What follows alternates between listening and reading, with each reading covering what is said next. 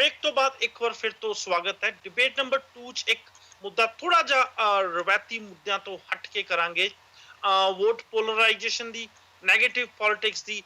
ਪਿਛਲੇ ਕੁਝ ਸਮੇਂ ਤੋਂ ਕਾਫੀ ਜ਼ਿਆਦਾ ਗੱਲਬਾਤ ਆਮ ਤੌਰ ਤੇ ਹੀ ਚੱਲਦੀ ਰਹਿੰਦੀ ਆ, ਚਾਹੇ ਯੂਨਾਈਟਿਡ ਸਟੇਟ ਦੀ ਇਲੈਕਸ਼ਨ ਹੋਏ, ਚਾਹੇ ਇੰਡੀਆ ਦੇ ਵਿੱਚ ਯੂਪੀ ਦੀ ਇਲੈਕਸ਼ਨ ਹੋਏ।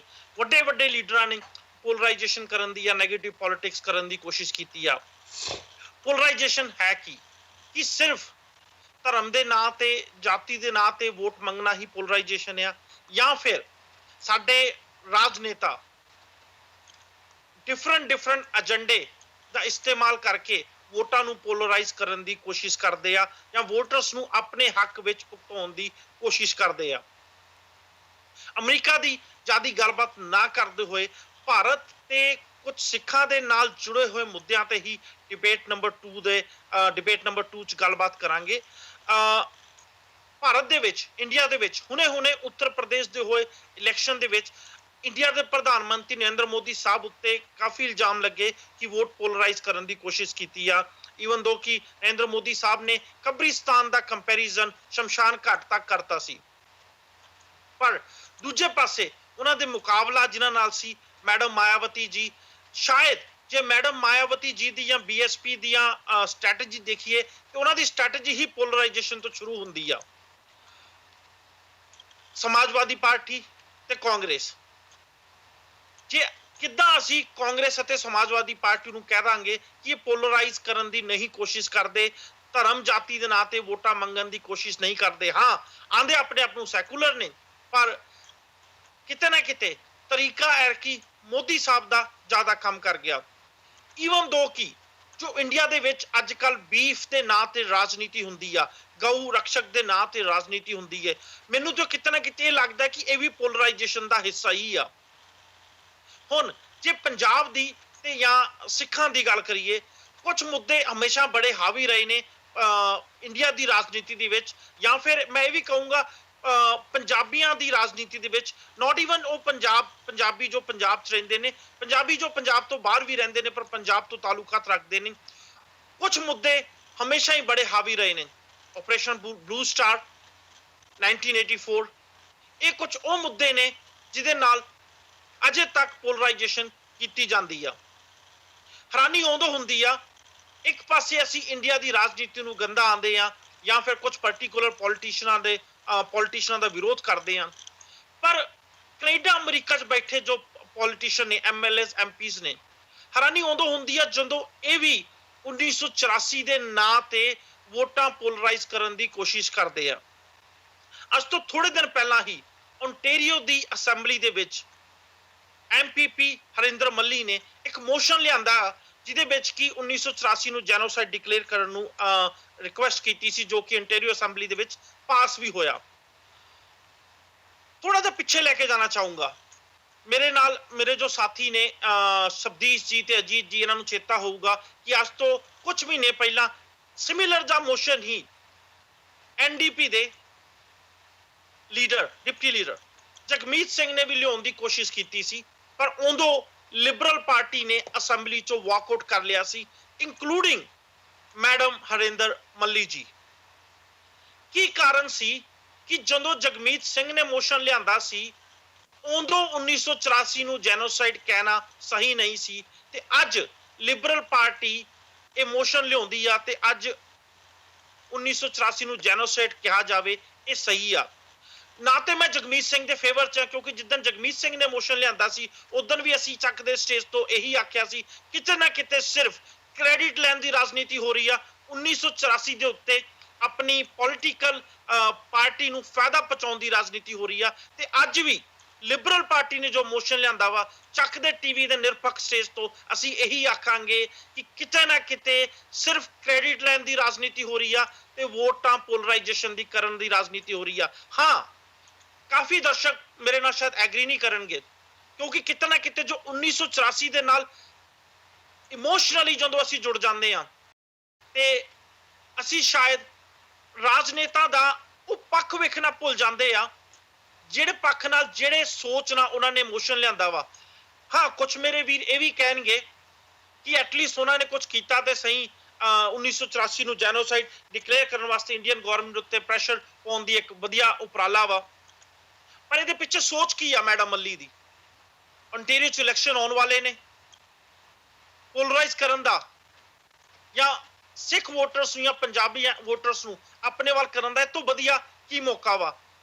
ਕੀ ਕਾਰਨ ਸੀ ਕਿ ਅਸੈਂਬਲੀ ਦੇ ਜਦੋਂ ਕੁਝ ਮਹੀਨੇ ਬਚੇ ਨੇ ਇਲੈਕਸ਼ਨ ਆਉਣ ਤੋਂ ਕੁਝ ਚਿਰ ਪਹਿਲਾਂ ਹੀ ਇਹ ਐਮਪੀਪੀ ਨੂੰ ਚੇਤੇ ਆਉਂਦੇ ਨੇ, ਜਦਕਿ ਐਮਐਲਏ ਬਣੇ ਤੇ ਕਾਫੀ ਚਿਰ ਹੋ ਗਿਆ ਵਾ। ਕੀ ਮੋਦੀ ਸਾਹਿਬ ਦਾ ਕਬਰਿਸਤਾਨ ਵਾਲਾ ਬਿਆਨ ਸ਼ਮਸ਼ਾਨ ਘਾਟ ਨਾਲ ਕੰਪੇਅਰ ਕਰਨਾ ਕੀ ਪੋਲਰਾਈਜੇਸ਼ਨ ਆ, ਜਾਂ ਉਹ ਐਮਐਲਏ ਐਮਪੀ ਜੋ ਇੰਡੀਆ ਤੋਂ ਬਾਹਰ ਰਹਿ ਕੇ ਵੀ ਇਹ ਮੁੱਦਿਆਂ ਨੂੰ ਉਠਾ ਕੇ ਵੋਟਾਂ ਨੂੰ ਪੋਲਰਾਈਜ਼ ਕਰਨ ਦੀ ਕੋਸ਼ਿਸ਼ ਕਰਦੇ ਨੇ? ਕੀ ਅਸੀਂ ਇਹਨੂੰ ਵੀ ਪੋਲਰਾਈਜੇਸ਼ਨ ਕਹਿ ਸਕਦੇ ਹਾਂ? ਮੈਂ ਚਾਹੂੰਗਾ ਮੇਰੇ ਸਾਰੇ ਸਾਥੀ ਜ਼ਰੂਰ ਇੱਥੇ ਕਮੈਂਟ ਕਰਨ। ਹਰਪ੍ਰੀਤ ਜੀ, ਸਪਸ਼ਟ ਤੌਰ ਤੇ ਇਹਨੂੰ ਕਿਹਾ ਜਾ ਸਕਦਾ ਹੈ, ਮਹਿਸੂਸ ਹੁੰਦਾ ਹੈ ਕਿ ਉਹੀ ਜੀ ਪੋਲਿਟਿਕਸ ਜਿਹੜੀ ਹੈਗੀ ਜਿਨ੍ਹਾਂ ਨੂੰ ਅਸੀਂ ਇੰਡੀਆ ਵਿੱਚ ਹੁੰਦੇ ਹੋਏ ਔਰ ਇੰਡੀਆ 'ਚ ਉਸ ਪੋਲੀਟੀਕਲ ਵਰਤਾਰੇ ਦੀਆਂ ਜਦੋਂ ਅਸੀਂ ਨਿੰਦਿਆ ਵੀ ਕਰਦੇ ਹਾਂ ਬਾਹਰ ਬੈਠ ਕੇ, ਪਰ ਉਹੋ ਜਿਹੇ ਵਰਤਾਰੇ ਨੂੰ ਅਸੀਂ ਇੱਥੇ ਇੰਟਰੋਡਿਊਸ ਕਰਨਾ ਚਾਹੁੰਦੇ ਨੇ।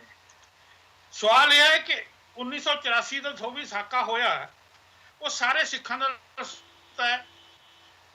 ਆਪਾਂ ਇਹ ਵੀ ਕਹਿ ਸਕਦੇ ਹਾਂ ਕਿ ਪੰਜਾਬੀਆਂ ਨਾਲ ਸੰਬੰਧਿਤ ਹੈ, ਕਿਉਂਕਿ ਦੂਜੀਆਂ ਕਮਿਊਨਿਟੀਆਂ ਦੇ ਲੋਕ ਵੀ ਬਹੁਤ ਇਸ ਚੀਜ਼ ਤੋਂ ਪੰਜਾਬ ਦੇ ਵਿੱਚ ਘੱਟੋ ਘੱਟ ਜਿਹੜੇ ਹੈਗੇ ਨੇ ਇਹਨਾਂ ਦਾ ਪੰਜਾਬੀ ਮੂਲ ਆ, ਉਹ ਲੋਕ ਉਸ ਚੀਜ਼ ਦੇ ਦੁੱਖ ਨੂੰ ਮਹਿਸੂਸ ਕਰਦੇ ਨੇ। ਜੇ ਇਹ ਨਿਰੋਲ ਆਪਣੀਆਂ ਧਾਰਮਿਕ ਜਾਂ ਆਪਣੀ ਜਿਹੜੀ ਹੈਗੀ ਐਥਨਿਕ ਜਿਹੜੀ ਹੈਗੀ ਆਇਡੈਂਟੀਟੀ ਉਹਦੇ ਤੇ ਆਧਾਰਿਤ ਹੁੰਦਾ ਤਾਂ ਜਦੋਂ ਪਹਿਲਾਂ ਇਹੋ ਜਿਹਾ ਮਤਾ ਆਇਆ ਐਨਡੀਪੀ ਵੱਲੋਂ ਉਦੋਂ ਹੀ ਪਾਸ ਹੋ ਜਾਣਾ ਚਾਹੀਦਾ ਸੀ। ਜਦੋਂ ਪਾਸ ਨਾ ਕਰਕੇ ਅੱਜ ਲਿਬਰਲਸ ਵੱਲੋਂ ਉੱਥੇ ਪਾਸ ਕੀਤਾ ਗਿਆ, ਬੀਬੀ ਹਰਿੰਦਰ ਮੱਲੀ ਵੱਲੋਂ ਮਤਾ ਲਿਆਂਦਾ ਗਿਆ ਹੈ, ਤਦ ਸਪਸ਼ਟ ਹੈ ਕਿ ਉੱਥੇ ਸਿਰਫ ਵੋਟ ਕ੍ਰੈਡਿਟ ਜਿਹੜਾ ਕਿ ਪੰਜਾਬੀਆਂ ਦੀ ਵੱਡੀ ਵੋਟ ਦੇ ਨਾਲ ਜੋੜਿਆ ਕੇ ਦੇਖਿਆ ਜਾ ਸਕਦਾ ਹੈ, ਉਹਦੀਆਂ ਜਿਹੜਾ ਜਮ੍ਹਾਂ ਘਟਾਓ ਸੀ ਉਹਨੇ ਪ੍ਰਭਾਵਿਤ ਕੀਤਾ ਹੈ ਇਮਾਨਦਾਰੀ ਦੇ ਨਾਲ ਕਿ ਆਪਣੇ ਜਿਹੜੇ ਹੈਗੇ ਸਿੱਖ ਭਰਾ ਦਿੱਲੀ 'ਚ ਕਤਲ ਹੋਏ ਉਹਨਾਂ ਦੇ ਦੁੱਖ ਦਰਦ ਤੋਂ ਪ੍ਰਭਾਵਿਤ ਘੱਟ ਨਜ਼ਰ ਆਉਂਦਾ ਹੈ। ਤੇ ਜੇ ਉਹ ਨਿਰੋਲ ਉਹ ਇੱਕ ਪਹਿਲੂ ਹੁੰਦਾ ਤਦ ਇਹ ਮਤਾ ਪਹਿਲਾਂ ਹੀ ਪਾਸ ਹੋ ਜਾਣਾ ਚਾਹੀਦਾ ਸੀ। ਤੇ ਜੇ ਅੱਜ ਹੋ ਰਿਹਾ ਹੈ, ਪਹਿਲਾਂ ਰਿਜੈਕਟ ਹੋਇਆ, ਦੂਜੀ ਪਾਰਟੀ ਕੋਸ਼ਿਸ਼ ਕਰ ਰਹੀ ਹੈ, ਭਾਵੇਂ ਇਹਨੂੰ ਚੰਗਾ ਕਹਿ ਸਕਦੇ ਹਾਂ, ਪਰ ਚੰਗੇ ਦੇ ਨਾਲ ਜੁੜੇ ਹੋਏ ਜਿਹੜੀ ਇਹੋ ਜਿਹੀ ਨੀਤੀ ਹੋਏਗੀ ਉਸ ਚੀਜ਼ ਜਿਹੜੀ ਹੈਗੀ ਸ਼ੰਕੇ ਵੀ ਖੜੇ ਕਰਦੀ ਹੈ ਔਰ ਉਸ ਚੀਜ਼ ਨੂੰ ਗਲਤ ਵੀ ਕਿਹਾ ਜਾਣਾ ਬਣ ਜਾਏ।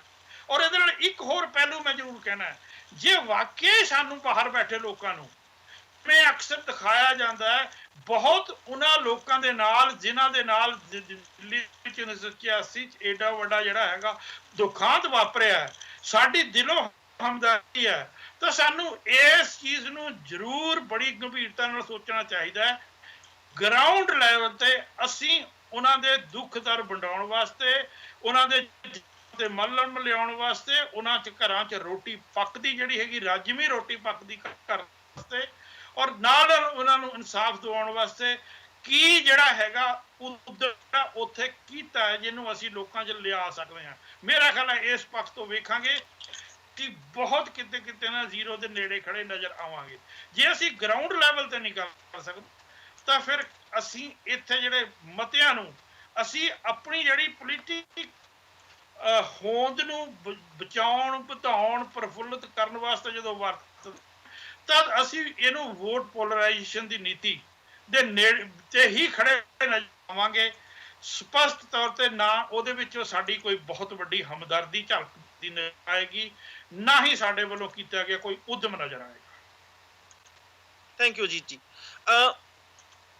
ਜੇ ਅਸੀਂ ਥੋੜਾ ਜਿਹਾ ਸਾਰੇ ਮਾਮਲੇ ਤੇ ਨਿਗਾਹ ਮਾਰੀਏ ਤੇ ਇੱਕ ਗੱਲ ਤੇ ਸਾਫ਼ ਆ ਕਿ ਚਾਹੇ ਜੇ ਲਿਬਰਲ ਪਾਰਟੀ ਦਾ ਜਾਂ ਫਿਰ ਐਮਪੀਪੀ ਹਰਿੰਦਰ ਮੱਲੀ ਦਾ ਇਹੀ ਮੋਟਿਵ ਹੁੰਦਾ ਤੇ ਜਿੱਦਣ ਇਹ ਮੋਸ਼ਨ ਪਹਿਲੀ ਵਾਰ ਅਸੈਂਬਲੀ ਵਿੱਚ ਆਇਆ ਸੀ ਉਦੋਂ ਸ਼ਾਇਦ ਇਹਨਾਂ ਨੂੰ ਆਪਣੀ ਰਾਜਨੀਤੀ ਭੁੱਲ ਕੇ ਜਗਮੀਤ ਸਿੰਘ ਦਾ ਸਾਥ ਦੇਣਾ ਚਾਹੀਦਾ ਸੀ। ਈਵਨ ਦੋ ਕਿ ਮੈਂ ਫਿਰ ਤੋਂ ਦੁਹਰਾ ਰਿਹਾ ਵਾਂ, ਮੈਂ ਜਗਮੀਤ ਸਿੰਘ ਨੇ ਜੋ ਮੋਸ਼ਨ ਲਿਆਂਦਾ ਸੀ ਉਹਦੇ ਬਿਲਕੁਲ ਫੇਵਰ 'ਚ ਨਹੀਂ ਆ। ਅਸੀਂ ਉਦੋਂ ਵੀ ਚੱਕ ਦੇ ਟੀਵੀ ਤੇ ਜਗਮੀਤ ਸਿੰਘ ਐਂਡ ਟੀਮ ਨੂੰ ਇਹੀ ਸਵਾਲ ਪੁੱਛੇ ਸੀ ਕਿ ਜੇ ਤੁਹਾਡੀ ਇੰਟੈਂਸ਼ਨ ਸਿਰਫ ਮੋਸ਼ਨ ਪਾਸ ਕਰਾਉਣ ਦੀ ਹੁੰਦੀ ਤੇ ਸ਼ਾਇਦ ਤੁਸੀਂ ਸਾਰੇ ਇਕੱਠੇ ਹੋ ਕੇ ਇਸ ਮੋਸ਼ਨ ਨੂੰ ਲਿਆਉਣ ਦੀ ਕੋਸ਼ਿਸ਼ ਕਰਦੇ ਤਾਂ ਕਿ ਮੋਸ਼ਨ ਪਹਿਲੀ ਵਾਰ ਫੇਲ ਨਾ ਹੋਵੇ। ਪਰ ਕਿਤੇ ਨਾ ਕਿਤੇ ਰਾਜਨੇਤਾ ਹੁੰਦੇ ਆ, ਆਪਣੀ ਪੋਲੀਟੀਕਲ ਵਿਲ ਤੇ ਆਪਣੀ ਪੋਲੀਟੀਕਲ ਪਾਰਟੀ ਦਾ ਧਿਆਨ ਤੇ ਆਉਣ ਵਾਲੀਆਂ ਇਲੈਕਸ਼ਨ ਦੇ ਵਿੱਚ, ਆਉਣ ਵਾਲੀ ਇਲੈਕਸ਼ਨਾਂ 'ਚ ਸਿੱਖੀ ਦੇ ਨਾਂ ਤੇ 1984 ਦੇ ਨਾਂ ਤੇ ਜੋ ਵੋਟਾਂ ਇਕੱਠੇ ਕਰਨ ਦਾ ਇਦਾਂ ਦੇ ਮੋਸ਼ਨ ਲਿਆ ਕੇ ਇੱਕ ਬਹਾਨਾ ਮਿਲ ਜਾਂਦਾ ਪੋਲੀਟੀਸ਼ੀਅਨ ਨੂੰ, ਉਹ ਕਾਫੀ ਜ਼ਿਆਦਾ ਇੰਪੋਰਟੈਂਟ ਆ। ਮੀਡੀਆ ਦਾ ਇਹਦੇ ਵਿੱਚ ਕਾਫੀ ਵੱਡਾ ਰੋਲ ਆ। ਕਾਫੀ ਮੀਡੀਆ ਹਾਊਸਸ ਨੂੰ ਅਸੀਂ ਉਦੋਂ ਦੇ ਫੋਲੋ ਕਰ ਰਹੇ ਆ, ਕੈਨੇਡਾ, ਅਮਰੀਕਾ ਦੇ, ਇੰਡੀਆ ਦੇ, ਆਸਟ੍ਰੇਲੀਆ ਦੇ, ਹਰ ਜਗ੍ਹਾ ਨਿਊਜ਼ ਲੱਗ ਰਹੀ ਆ, ਪਰ ਕੋਈ ਵੀ ਮੀਡੀਆ ਹਾਊਸ ਇਸ ਪੂਰੇ ਮੁੱਦੇ ਨੂੰ ਗੌਰ ਨਾਲ ਡਿਸਕਸ ਨਹੀਂ ਕਰ ਰਿਹਾ ਜਾਂ ਇਸ ਮੁੱਦੇ ਉੱਤੇ ਵਿਚਾਰ ਨਹੀਂ ਕਰ ਰਿਹਾ ਕਿ ਇੰਟੈਂਸ਼ਨ ਕੀ ਸੀ ਜਿਹੜੇ ਲੋਕਾਂ ਨੇ ਇਮੋਸ਼ਨ ਲਿਆਂਦਾ 1984 ਦੇ ਵਾਸਤੇ। ਤੁਸੀਂ ਜੋ ਸਾਡੇ ਨਾਲ ਪਹਿਲਾਂ ਦੇ ਜੁੜੇ ਹੋਏ ਨੇ ਦਰਸ਼ਕ 1 ਸਾਲ ਤੋਂ, ਤੁਸੀਂ ਸਾਰੇ ਜਾਣਦੇ ਜੋ ਅਸੀਂ ਦਿੱਲੀ ਦੇ ਕੋਲ ਜਿਹਨੂੰ ਵਿਡੋ ਕਲੋਨੀ ਕਿਹਾ ਜਾਂਦਾ ਹੈ, ਉਸ ਤੋਂ ਬਾਅਦ ਗੁੜਗਾਉਂ ਦੇ ਕੋਲ ਵੀ ਕੁਝ ਇਦਾਂ ਦੇ ਏਰੀਏ ਨੇ ਜਿਨ੍ਹਾਂ ਨੂੰ ਜਿੱਥੇ ਕਾਫੀ 1984 ਤੋਂ ਤਬਾਹ ਹੋਈਆਂ ਫੈਮਲੀਆਂ ਰਹਿੰਦੀਆਂ ਨੇ। ਅਸੀਂ ਆਪਣੀ ਟੀਮ ਭੇਜ ਕੇ ਕਾਫੀ ਜ਼ਿਆਦਾ ਰਿਸਰਚ ਕੀਤੀ ਸੀ, ਉਹ ਵੀਡੀਓ ਅਸੀਂ ਤੁਹਾਨੂੰ ਵਿਖਾਏ ਵੀ ਸੀ। ਇੱਕ ਸਵਾਲ ਉਸ ਪੂਰੇ ਰਿਸਰਚ ਵਿੱਚ ਅਸੀਂ ਬਾਰ-ਬਾਰ ਪੁੱਛਦੇ ਸੀ ਕਿ ਕੈਨੇਡਾ, ਅਮਰੀਕਾ ਤੋਂ ਤੁਹਾਨੂੰ ਕਦੀ ਕੋਈ ਹੈਲਪ ਆਈ? ਮੋਸਟਲੀ ਸਾਨੂੰ 99% ਮੈਂ ਕਹੂੰਗਾ ਲੋਕਾਂ ਨੇ ਇਹੀ ਕਿਹਾ ਸੀ ਸਾਨੂੰ ਕੋਈ ਹੈਲਪ ਨਹੀਂ ਆਈ। ਅਸੀਂ ਆਪਣੇ ਪੋਲੀਟੀਕਲ ਫਾਇਦੇ ਵਾਸਤੇ ਕੈਨੇਡਾ, ਅਮਰੀਕਾ 'ਚ ਰਹਿ ਕੇ ਵੋਟਾਂ ਲੈਣ ਵਾਸਤੇ ਜਾਂ ਸਾਡੇ ਹੋਰ ਏਜੰਡੇ ਹੋ ਸਕਦੇ ਆ ਕਿ ਅਸੀਂ 1984 ਆਪਰੇਸ਼ਨ ਬਲੂ ਸਟਾਰ ਜਾਂ ਫਿਰ ਖਾਲਿਸਤਾਨ ਦੀ ਗੱਲਾਂ ਕਰੀ ਜਾਈਏ, ਤਾਂ ਕਿ ਜੋ ਸਾਡਾ ਇੱਕ ਕੁਝ ਲੋਕਾਂ ਨੇ ਇਹਨਾਂ ਸਾਰੇ ਮੁੱਦਿਆਂ ਨੂੰ ਰੋਟੀ ਰੋਜੀ ਚਲਾਉਣ ਦਾ ਸਾਧਨ ਵੀ ਬਣਾ ਰੱਖਿਆ, ਕਿਉਂਕਿ ਉਹਨਾਂ ਦੀ ਜੋ ਰੋਟੀ ਰੋਜੀ ਆ ਉਹ ਵਧੀਆ ਇਹ ਮੁੱਦਿਆਂ ਨੂੰ ਚੱਕ ਕੇ ਚੱਲਦੀ ਆ। ਇੱਕ ਕੌੜਾ ਸੱਚ ਆ ਜੋ ਸਾਨੂੰ ਅੱਜ ਮੰਨ ਲੈਣਾ ਚਾਹੀਦਾ ਹੈ ਕਿ ਇਹ ਮੁੱਦਿਆਂ ਨੂੰ ਕਾਫੀ ਵੱਡੀ ਮਾਤਰਾ 'ਚ ਲੋਕਾਂ ਨੇ ਰੋਟੀ ਰੋਜੀ ਚਲਾਉਣ ਦਾ ਮੁੱਦਾ ਵੀ ਬਣਾ ਕੇ ਰੱਖਿਆ। ਆਈ ਐਮ ਨਾਟ ਸੇਇੰਗ ਆਲ, ਮੈਂ ਇਹ ਨਹੀਂ ਕਹਿ ਰਿਹਾ ਸਾਰਿਆਂ ਨੇ, ਪਰ ਕਾਫੀ ਵੱਡੀ ਮਾਤਰਾ 'ਚ ਕਹਿ ਰਿਹਾ ਵਾਂ। ਸਾਨੂੰ ਸਾਰਿਆਂ ਨੂੰ ਸਮਝਦਾਰੀ ਨਾਲ ਇਹਨਾਂ ਮੁੱਦਿਆਂ ਤੇ ਸੋਚਣ ਦੀ ਲੋੜ ਆ। ਜੇ ਅਸੀਂ US ਦੇ ਵਿੱਚ ਜੋ ਰਾਜਨੀਤੀ ਹੋ ਰਹੀ ਸੀ ਉਹਨੂੰ ਨੈਗੇਟਿਵ ਪੋਲਿਟਿਕਸ ਕਹਿ ਸਕਦੇ ਆ। ਗਊ ਰੱਖਕ ਜੋ ਹੱਤਿਆ ਕਰਦੇ ਅਸੀਂ ਉਹਨਾਂ ਨੂੰ ਕਹਿ ਸਕਦੇ, ਅਸੀਂ ਉਹਨਾਂ ਨੂੰ ਆਂਦੇ ਆ ਕਿ ਕਿਤੇ ਨਾ ਕਿਤੇ ਪੋਲਰਾਈਜੇਸ਼ਨ ਕਰਨ ਦੀ ਕੋਸ਼ਿਸ਼ ਕੀਤੀ ਜਾ ਰਹੀ ਆ।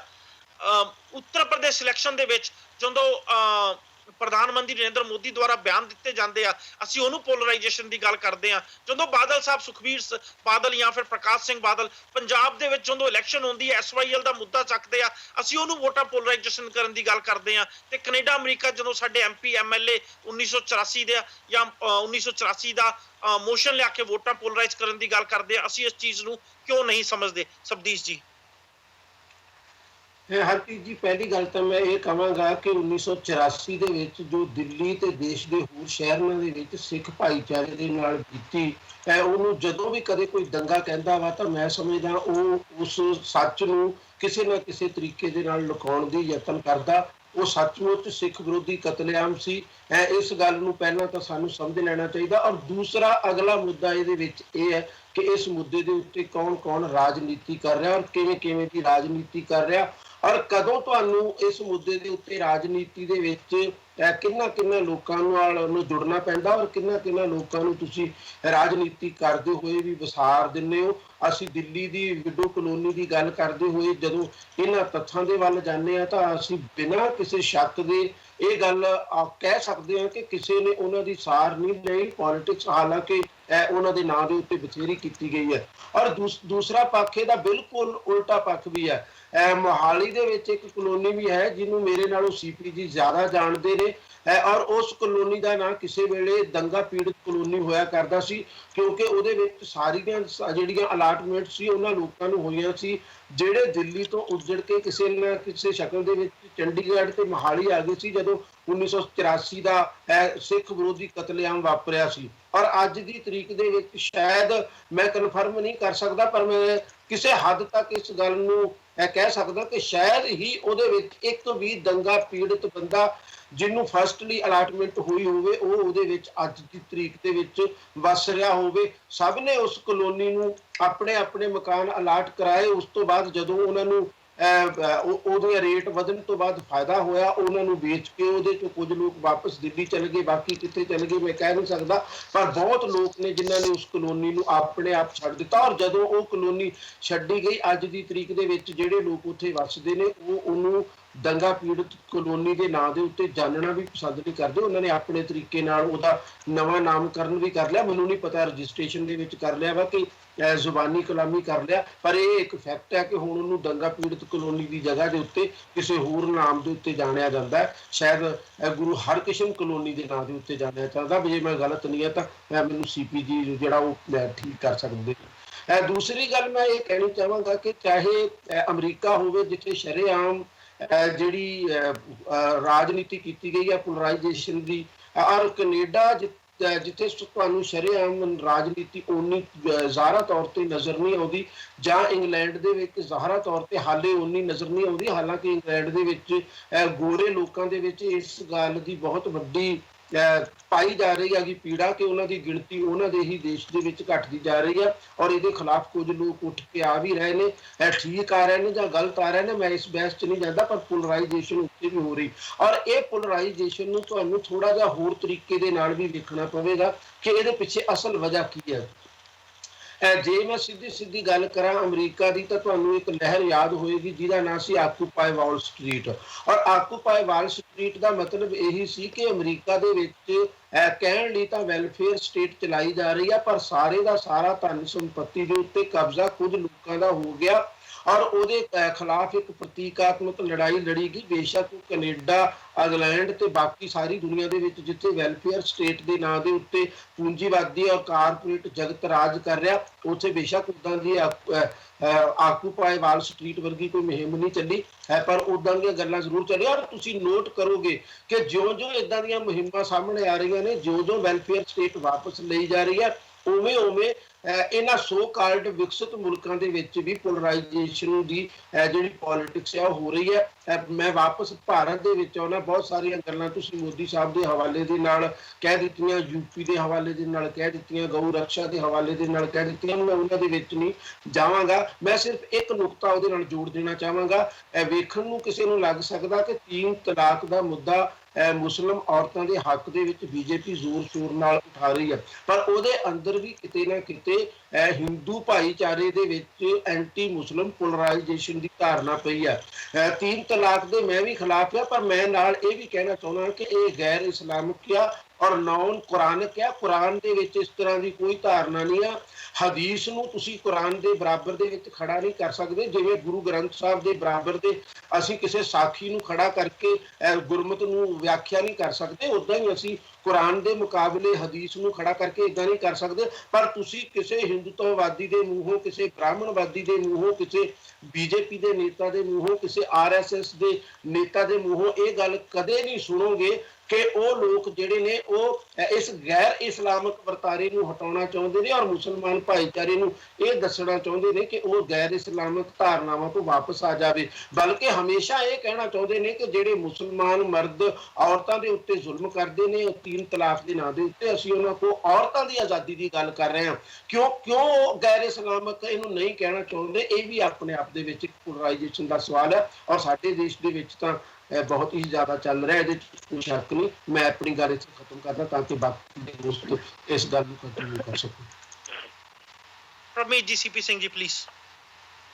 ਅਸੀਂ ਜੀ ਜੇ ਅਸੀਂ ਪੂਰੇ ਸੀਨ ਵੱਲ ਧਿਆਨ ਨਾਲ ਦੇਖੀਏ, ਚਾਹੇ ਉਹ ਇੰਸੀਡੈਂਟ 84 ਦਾ ਹੋਵੇ, ਚਾਹੇ ਉਹ ਓਨਟਾਰੀਓ ਦੇ ਜਿਹੜੇ ਹੁਣ ਮੋਸ਼ਨ ਪਾਸ ਕਰਨ ਦੀ ਗੱਲ ਕਰ ਰਹੇ ਉਹ ਹੋਵੇ, ਚਾਹੇ ਇਵਨ ਕਿ 47 ਵਾਲੀ ਗੱਲ ਵੀ ਕਿਉਂ ਨਾ ਹੋਵੇ, ਸਾਰੇ ਦੇ ਸਾਰੇ ਸੀਨ ਨੂੰ ਅਸੀਂ 2 ਤਰੀਕੇ ਨਾਲ ਦੇਖ ਸਕਦੇ ਹਾਂ। ਇੱਕ ਤਾਂ ਉਹ ਬੰਦੇ ਜਿੱਦਾਂ ਕਿ ਅਸੀਂ ਐਨਾਲਿਸਿਸ ਕਰਦੇ ਹਰ ਇੱਕ ਚੀਜ਼ ਦਾ, ਹਰ ਇੱਕ ਮੁੱਦੇ ਨੂੰ ਡਿਸਕਸ ਕਰਦੇ ਤਾਂ ਕਿ ਲੋਕਾਂ ਤੱਕ ਆਵਾਜ਼ ਪਹੁੰਚ ਸਕੇ ਔਰ ਲੋਕੀ ਜਿਹੜੇ ਉਸਨੂੰ ਸਹੀ ਤਰੀਕੇ ਨਾਲ ਜੱਜ ਕਰਕੇ ਉਹਦਾ ਕੋਈ ਡਿਸੀਜ਼ਨ ਲੈ ਸਕਣ। ਦੂਸਰਾ ਪੱਖ ਦਾ ਇਹ ਹੈ ਕਿ ਜਿਸ ਤਰ੍ਹਾਂ ਪੋਲੀਟੀਸ਼ੀਅਨ ਇਸ ਚੀਜ਼ ਨੂੰ ਲੈਂਦੇ ਨੇ, ਇਹ ਕਿਸ ਤਰ੍ਹਾਂ ਲੈਂਦੇ ਨੇ, ਔਰ ਉਹ ਜਿਹੜੀ ਸਾਡਾ ਸਭ ਤੋਂ ਵੱਡਾ ਜਿਹੜਾ ਇੰਡੀਆ ਦਾ ਦੁਖਾਂਤ ਹੈ ਉਹ ਇਹ ਵੀ ਹੈ ਕਿ ਪੋਲੀਟੀਸ਼ੀਅਨ ਹਰ ਇੱਕ ਮੁੱਦੇ ਨੂੰ, ਚਾਹੇ ਕਿਸੇ ਵੀ ਸੈਂਟੀਮੈਂਟਸ ਨਾਲ, ਕਿਸੇ ਵੀ ਰਿਲੀਜਨ ਦੇ ਨਾਲ, ਕਿਸੇ ਵੀ ਕਾਸਟ ਦੇ ਨਾਲ, ਚਾਹੇ ਕਿਸੇ ਵੀ ਲੈਂਗੁਏਜ ਨਾਲ ਰਿਲੇਟਡ ਹੋਵੇ, ਉਹ ਆਪਣੇ ਸਿਰਫ ਆਪਣੇ ਲਈ ਹੀ ਉਸਨੂੰ ਬੈਨੀਫਿਟ ਵਾਸਤੇ ਚੱਕਣਾ ਚਾਹੁੰਦੇ ਨੇ।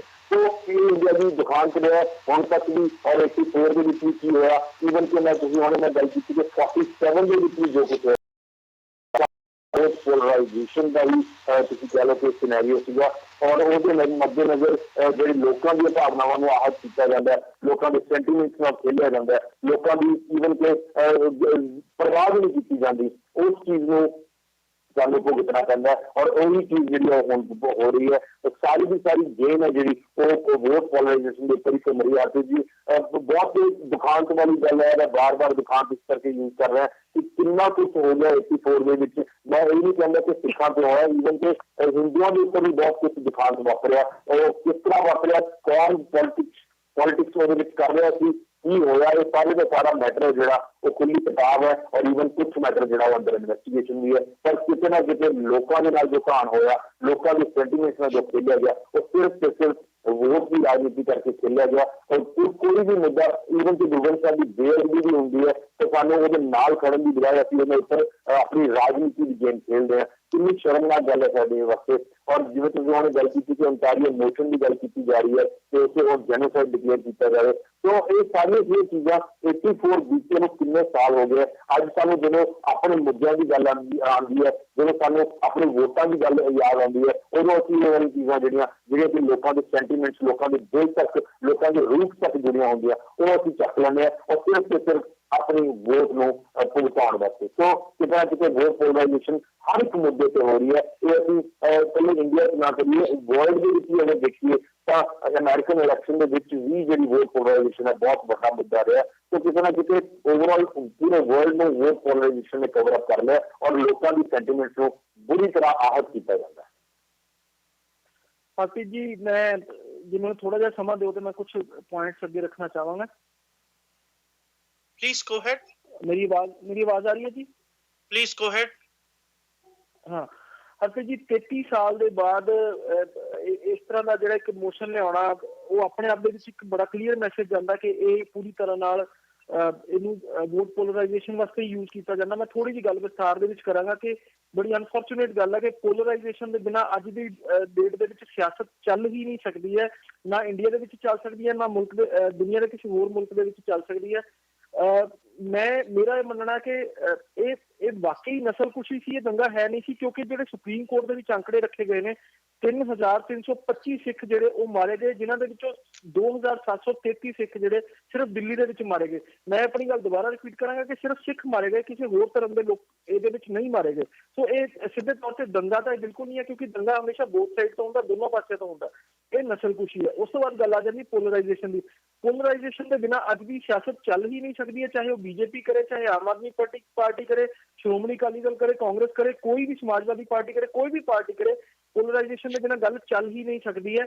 और अनफॉर्चुनेट गल है कि पंजाब दे विच जिहड़ियां पार्टियां ने उन्होंने भी इसनूं पॉलिटिकल मुद्दा बनाया सिखां दा मुद्दा ना बना के जिस तरह नाल जिन्नी तेजी दे नाल सुखबीर बादल दा हरसिमरत बादल दा रिएक्शन आया मैं हैरान है कि होर किसी इशू ते ये लोग बिल्कुल चुप बैठे होंगे ने और इत्थे आके क्योंकि ये गल अगेंस्ट कांग्रेस जा रही थी बिल्कुल एकदम बोले जिस तरह नाल उन्होंने सिर्फ सियासी बयानबाजी और बड़ी कुछ बयानबाजी है। मैं कल भी यही चीज सोच रहा थी कि जो सेंटर के विच कांग्रेस की गवर्नमेंट होंगी तो शायद हुण तक श्रोमणी अकाली दल ने दिल्ली जंतर मंतर से धरना लाया होना सी पर मुझे कुछ नहीं होया। उस तो बाद दूसरी गल है कि आम आदमी पार्टी जी इस टाइम बड़ा अपने आप को बहुत पंजाबियों की हितैषी भी दस रही है सिखा की हितैषी भी दस रही वो साइलेंस भी अपने आप एक सवाल खड़ा करती है। इस तो बाद मैं गल करांगा ओंटारियो की। ओंटारियो जिस तरह तुसीं सारी गल्लां पहला कर दित्तियां मैं रिपीट नहीं करांगा कि पहला भी मोशन लियाउण की कोशिश की गई थी हुण दोबारा मोशन लियाउण की कोशिश की गई। बतौर मीडिया पर्सन बतौर जर्नलिस्ट मैंने 10 साल हो गए पॉलिटिक्स कवर करते हैं मैं ये चीज़ बिल्कुल क्लीयर दावे नाल कह सकदा कि ये बिल्कुल और बिल्कुल वोट पोलराइजेशन वास्ते ही किया गया एक स्टैप हैगा। ये उत्थों दे सिखां दे वास्ते नहीं किया गया ये उत्थे अपने अपने सियासी हितां नूं देख के किया गया जबकि सिखां दा इहदे विच या जिहड़े पीड़ित लोग ने उन्हां दा इहदे विच किते भी जिक्र नहीं है उन्हां दी भलाई दा कोई जिक्र नहीं हैगा। ये सिर्फ अपने सियासी मंतवां नूं हल करने वास्ते ही इस तरह के जो स्टैप ले जाते हैं नहीं तो 33 साल के बाद जाके तुहानूं अज मोशन लियाउण की लोड़ सी 10 साल पहला लिया सकते सी 20 साल पहला लिया सकते सी 30 साल पहला भी लिया सकते सी अज ही क्यों लेके आए जी। एक तथ्य इस मुद्दे दे नाल होर जरूर जो मैं साझा करूंगा पहली गल तो शबदीश जी ते परमजीत जी ने ਦੋਵਾਂ ਨੇ ਇਹ ਗੱਲ ਸਾਫ਼ ਕਰਤੀ ਆ ਕਿ ਜੋ 1984 ਚ ਵਾਪਰਿਆ ਸੀ ਇਹ ਦੰਗੇ ਨਹੀਂ ਆ, ਨਸਲਕੁਸ਼ੀ ਆ। ਇਹਨਾਂ ਨੂੰ ਤੁਸੀਂ ਦੰਗੇ ਸ਼ਬਦ ਕਹਿ ਕੇ ਕਿਤੇ ਨਾ ਕਿਤੇ ਗਲਤ ਕਰ ਰਹੇ ਜੋ। ਇਹ ਨਸਲਕੁਸ਼ੀ ਆ, ਜੈਨੋਸਾਈਡ ਆ। ਚੱਕ ਦੇ ਟੀਵੀ ਦੇ ਮੰਚ ਤੋਂ ਇਹ ਗੱਲ 2 ਵਾਰ ਰਿਪੀਟ ਹੋ ਗਈ, ਤੀਜੀ ਵਾਰ ਮੈਂ ਰਿਪੀਟ ਕਰਤੀ ਆ। ਇਹਦੇ ਨਾਲ ਤੁਸੀਂ ਸਾਰੇ ਸਮਝਦੇ ਰਹੇ ਹੋਗੇ ਕਿ ਅਸੀਂ ਵੀ ਇਸ ਗੱਲ ਦੇ ਬਿਲਕੁਲ ਹੱਕ 'ਚ ਆ, ਉਹਨਾਂ ਦੇ ਨਾਲ ਖੜੇ ਆ ਕਿ ਜੋ ਲੋਕ 1984 ਨਾਲ ਦੰਗੇ ਸ਼ਬਦ ਇਸਤੇਮਾਲ ਕਰਦੇ ਆ ਕਿਤੇ ਨਾ ਕਿਤੇ ਗਲਤ ਆ। ਪਰ ਮਾਮਲਾ ਜਦੋਂ ਕੈਨੇਡਾ ਦਾ ਸੀ ਤੇ ਕੈਨੇਡਾ ਦੇ ਵਿੱਚ ਦੂਜੇ MP MLAs ਨੇ ਆਪਣਾ ਬਿਆਨ ਵੀ ਦੇਣਾ ਸੀ ਤੇ ਆਪਣੇ ਪੱਖ ਵੀ ਅੱਗੇ ਰੱਖਣਾ ਸੀ। ਹੈਰਾਨੀ ਹੋਈ ਮੈਨੂੰ, ਅੱਜ ਇੱਕ ਨਿਊਜ਼ ਰਿਲੀਜ਼ ਆਈ। ਇਹ ਨਿਊਜ਼ ਰਿਲੀਜ਼ ਆ ਦੀਪਕ ਓਬਰਾਏ ਜੋ ਕਿ ਮੈਂਬਰ ਆਫ ਪਾਰਲੀਮੈਂਟ ਨੇ ਕੈਲਗਰੀ ਫੋਰੈਸਟ ਲੌਨ ਤੋਂ। ਦੀਪਕ ਓਬਰਾਏ ਸਾਹਿਬ ਨੇ, ਦੀਪਕ ਓਬਰਾਏ ਸਾਹਿਬ ਦਾ ਇਹ ਕਹਿਣਾ ਹੈ ਕਿ ਜੋ ਅੰਟੇਰੀਓ ਅਸੈਂਬਲੀ ਨੇ ਮੋਸ਼ਨ ਪਾਸ ਕਰਕੇ ਜੈਨੋਸਾਈਡ ਡਿਕਲੇਅਰ ਕੀਤਾ ਉਹ ਗਲਤ ਆ ਤੇ 1984 ਇੱਕ ਦੁਖਾਂਤ ਸਮਾਂ ਸੀ, ਉਹਨੂੰ ਸਾਨੂੰ ਜੈਨੋਸਾਈਡ ਨਹੀਂ ਕਹਿਣਾ ਚਾਹੀਦਾ। ਐਂਟੀ ਸਿੱਖ ਰॉयਟ ਕਹਿ ਕੇ ਓਬਰਾਏ ਸਾਹਿਬ ਨੇ ਇਹ ਪ੍ਰੈਸ ਰਿਲੀਜ਼ ਜਾਰੀ ਕੀਤੀ ਆ। ਮੈਂ ਆਪਣੀ ਟੀਮ ਨੂੰ ਕਹੂੰਗਾ ਇੱਥੇ ਨਿਊਜ਼ ਵੀ ਜ਼ਰੂਰ ਕਵਰ ਕਰਨ ਤੇ ਅਸੀਂ ਉਹਨਾਂ ਦੀ ਬਕਾਇਦਾ ਪ੍ਰੈਸ ਰਿਲੀਜ਼ ਤੁਹਾਨੂੰ ਨਿਊਜ਼ ਦੇ ਵਿੱਚ ਵਿਖਾਵਾਂਗੇ ਵੀ। ਪਰ MP ਹੋਣ ਦੇ ਬਾਵਜੂਦ ਏਦਾਂ ਦੀ ਗੱਲ ਇੱਕ ਪ੍ਰੈਸ ਰਿਲੀਜ਼ ਵਿੱਚ ਕਹਿਣਾ ਕਿਤੇ ਨਾ ਕਿਤੇ ਸਵਾਲਾਂ ਦੇ ਘੇਰੇ ਵਿੱਚ ਤੇ ਓਬਰਾਏ ਸਾਹਿਬ ਨੂੰ ਜ਼ਰੂਰ ਘੇਰਦੀ ਆ। ਮੈਂ ਦਰਸ਼ਕਾਂ ਨੂੰ ਇਹ ਜ਼ਰੂਰ ਦੱਸਦਾ ਕਿ ਅਸੀਂ ਮੈਡਮ ਮੱਲੀ ਨੂੰ, ਓਬਰਾਏ ਸਾਹਿਬ ਨੂੰ, ਸਭ ਨੂੰ ਆਪਣੇ ਸ਼ੋਅ ਤੇ ਆਉਣ ਦਾ ਇਨਵਾਈਟ ਭੇਜਿਆ ਹੋਇਆ, but I am very sure none of them will come। ਮੈਂ ਬਹੁਤ ਸ਼ੋਰ ਹਾਂ ਇਹਨਾਂ ਚੋਂ ਕਿਹਨੇ ਵੀ ਨਹੀਂ ਹੋਣਾ, ਕਿਉਂਕਿ ਸਾਡੇ ਸਵਾਲਾਂ ਦੇ ਜਵਾਬ ਇਹਨਾਂ ਚੋਂ ਕਿਹਦੇ ਕੋਲ ਨਹੀਂ ਹੋਣੇ। ਓਬਰਾਏ ਸਾਹਿਬ ਜੋ ਕੈਲਗਰੀ ਫੋਰੈਸਟ ਲੌਨ ਦੇ MP ਨੇ, ਓਬਰਾਏ ਸਾਹਿਬ ਕੰਜ਼ਰਵੇਟਿਵ ਪਾਰਟੀ ਤੋਂ, ਰਾਈਟ ਵਿੰਗ ਕੰਜ਼ਰਵੇਟਿਵ ਪਾਰਟੀ ਤੋਂ ਰਾਬਤਾ ਰੱਖਦੇ ਨੇ ਤੇ ਕਿਤੇ ਨਾ ਕਿਤੇ ਓਬਰਾਏ ਸਾਹਿਬ ਦਾ ਜੋ ਇਹ ਬਿਆਨ ਆ ਇਹਨੂੰ ਵੀ ਮੈਂ ਪੋਲਰਾਈਜੇਸ਼ਨ ਨਾਲ ਵੇਖ ਕੇ ਹੀ ਜਾਂ ਆਪਣੀ ਜੋ ਰਾਈਟ ਵਿੰਗ ਸੋਚ ਅੱਗੇ ਕਰਨ ਦੀ ਕੋਸ਼ਿਸ਼ ਕਰਨਾ ਜਾਂ ਆਪਣੀ ਪਾਰਟੀ ਦੀ ਨੀਤੀਆਂ ਨੂੰ ਰੱਖਣਾ, ਕਿਉਂਕਿ ਇਹ ਪਹਿਲੀ ਵਾਰ ਨਹੀਂ ਆ ਜਦੋਂ ਓਬਰਾਏ ਸਾਹਿਬ ਇਦਾਂ ਬਿਆਨ ਦੇ ਰਹੇ ਆ। ਤੋਂ ਪਹਿਲਾਂ ਵੀ ਓਬਰਾਏ ਸਾਹਿਬ ਜਦੋਂ ਕੰਜ਼ਰਵੇਟਿਵ ਪਾਰਟੀ ਦੀ ਸਰਕਾਰ ਹੁੰਦੀ ਸੀ ਉਦੋਂ ਵੀ ਇਦਾਂ ਦੇ ਬਿਆਨ ਦੇ ਚੁੱਕੇ ਨੇ। ਜੇ ਕੋਈ ਮੇਰਾ ਸਾਥੀ ਕਮੈਂਟ ਕਰਨਾ ਚਾਹੇ।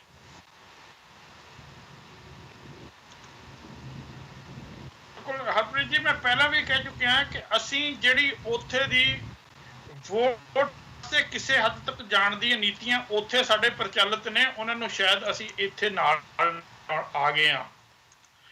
ਹਰ ਇੱਕ ਚੀਜ਼ ਨੂੰ ਜਿਹੜੀ ਹੈਗੀ ਆਪਣਾ ਪੋਲੀਟਿਕ ਫਾਇਦਾ ਨੁਕਸਾਨ ਦੇਖ ਕੇ ਗੱਲ ਕਰਨੀ।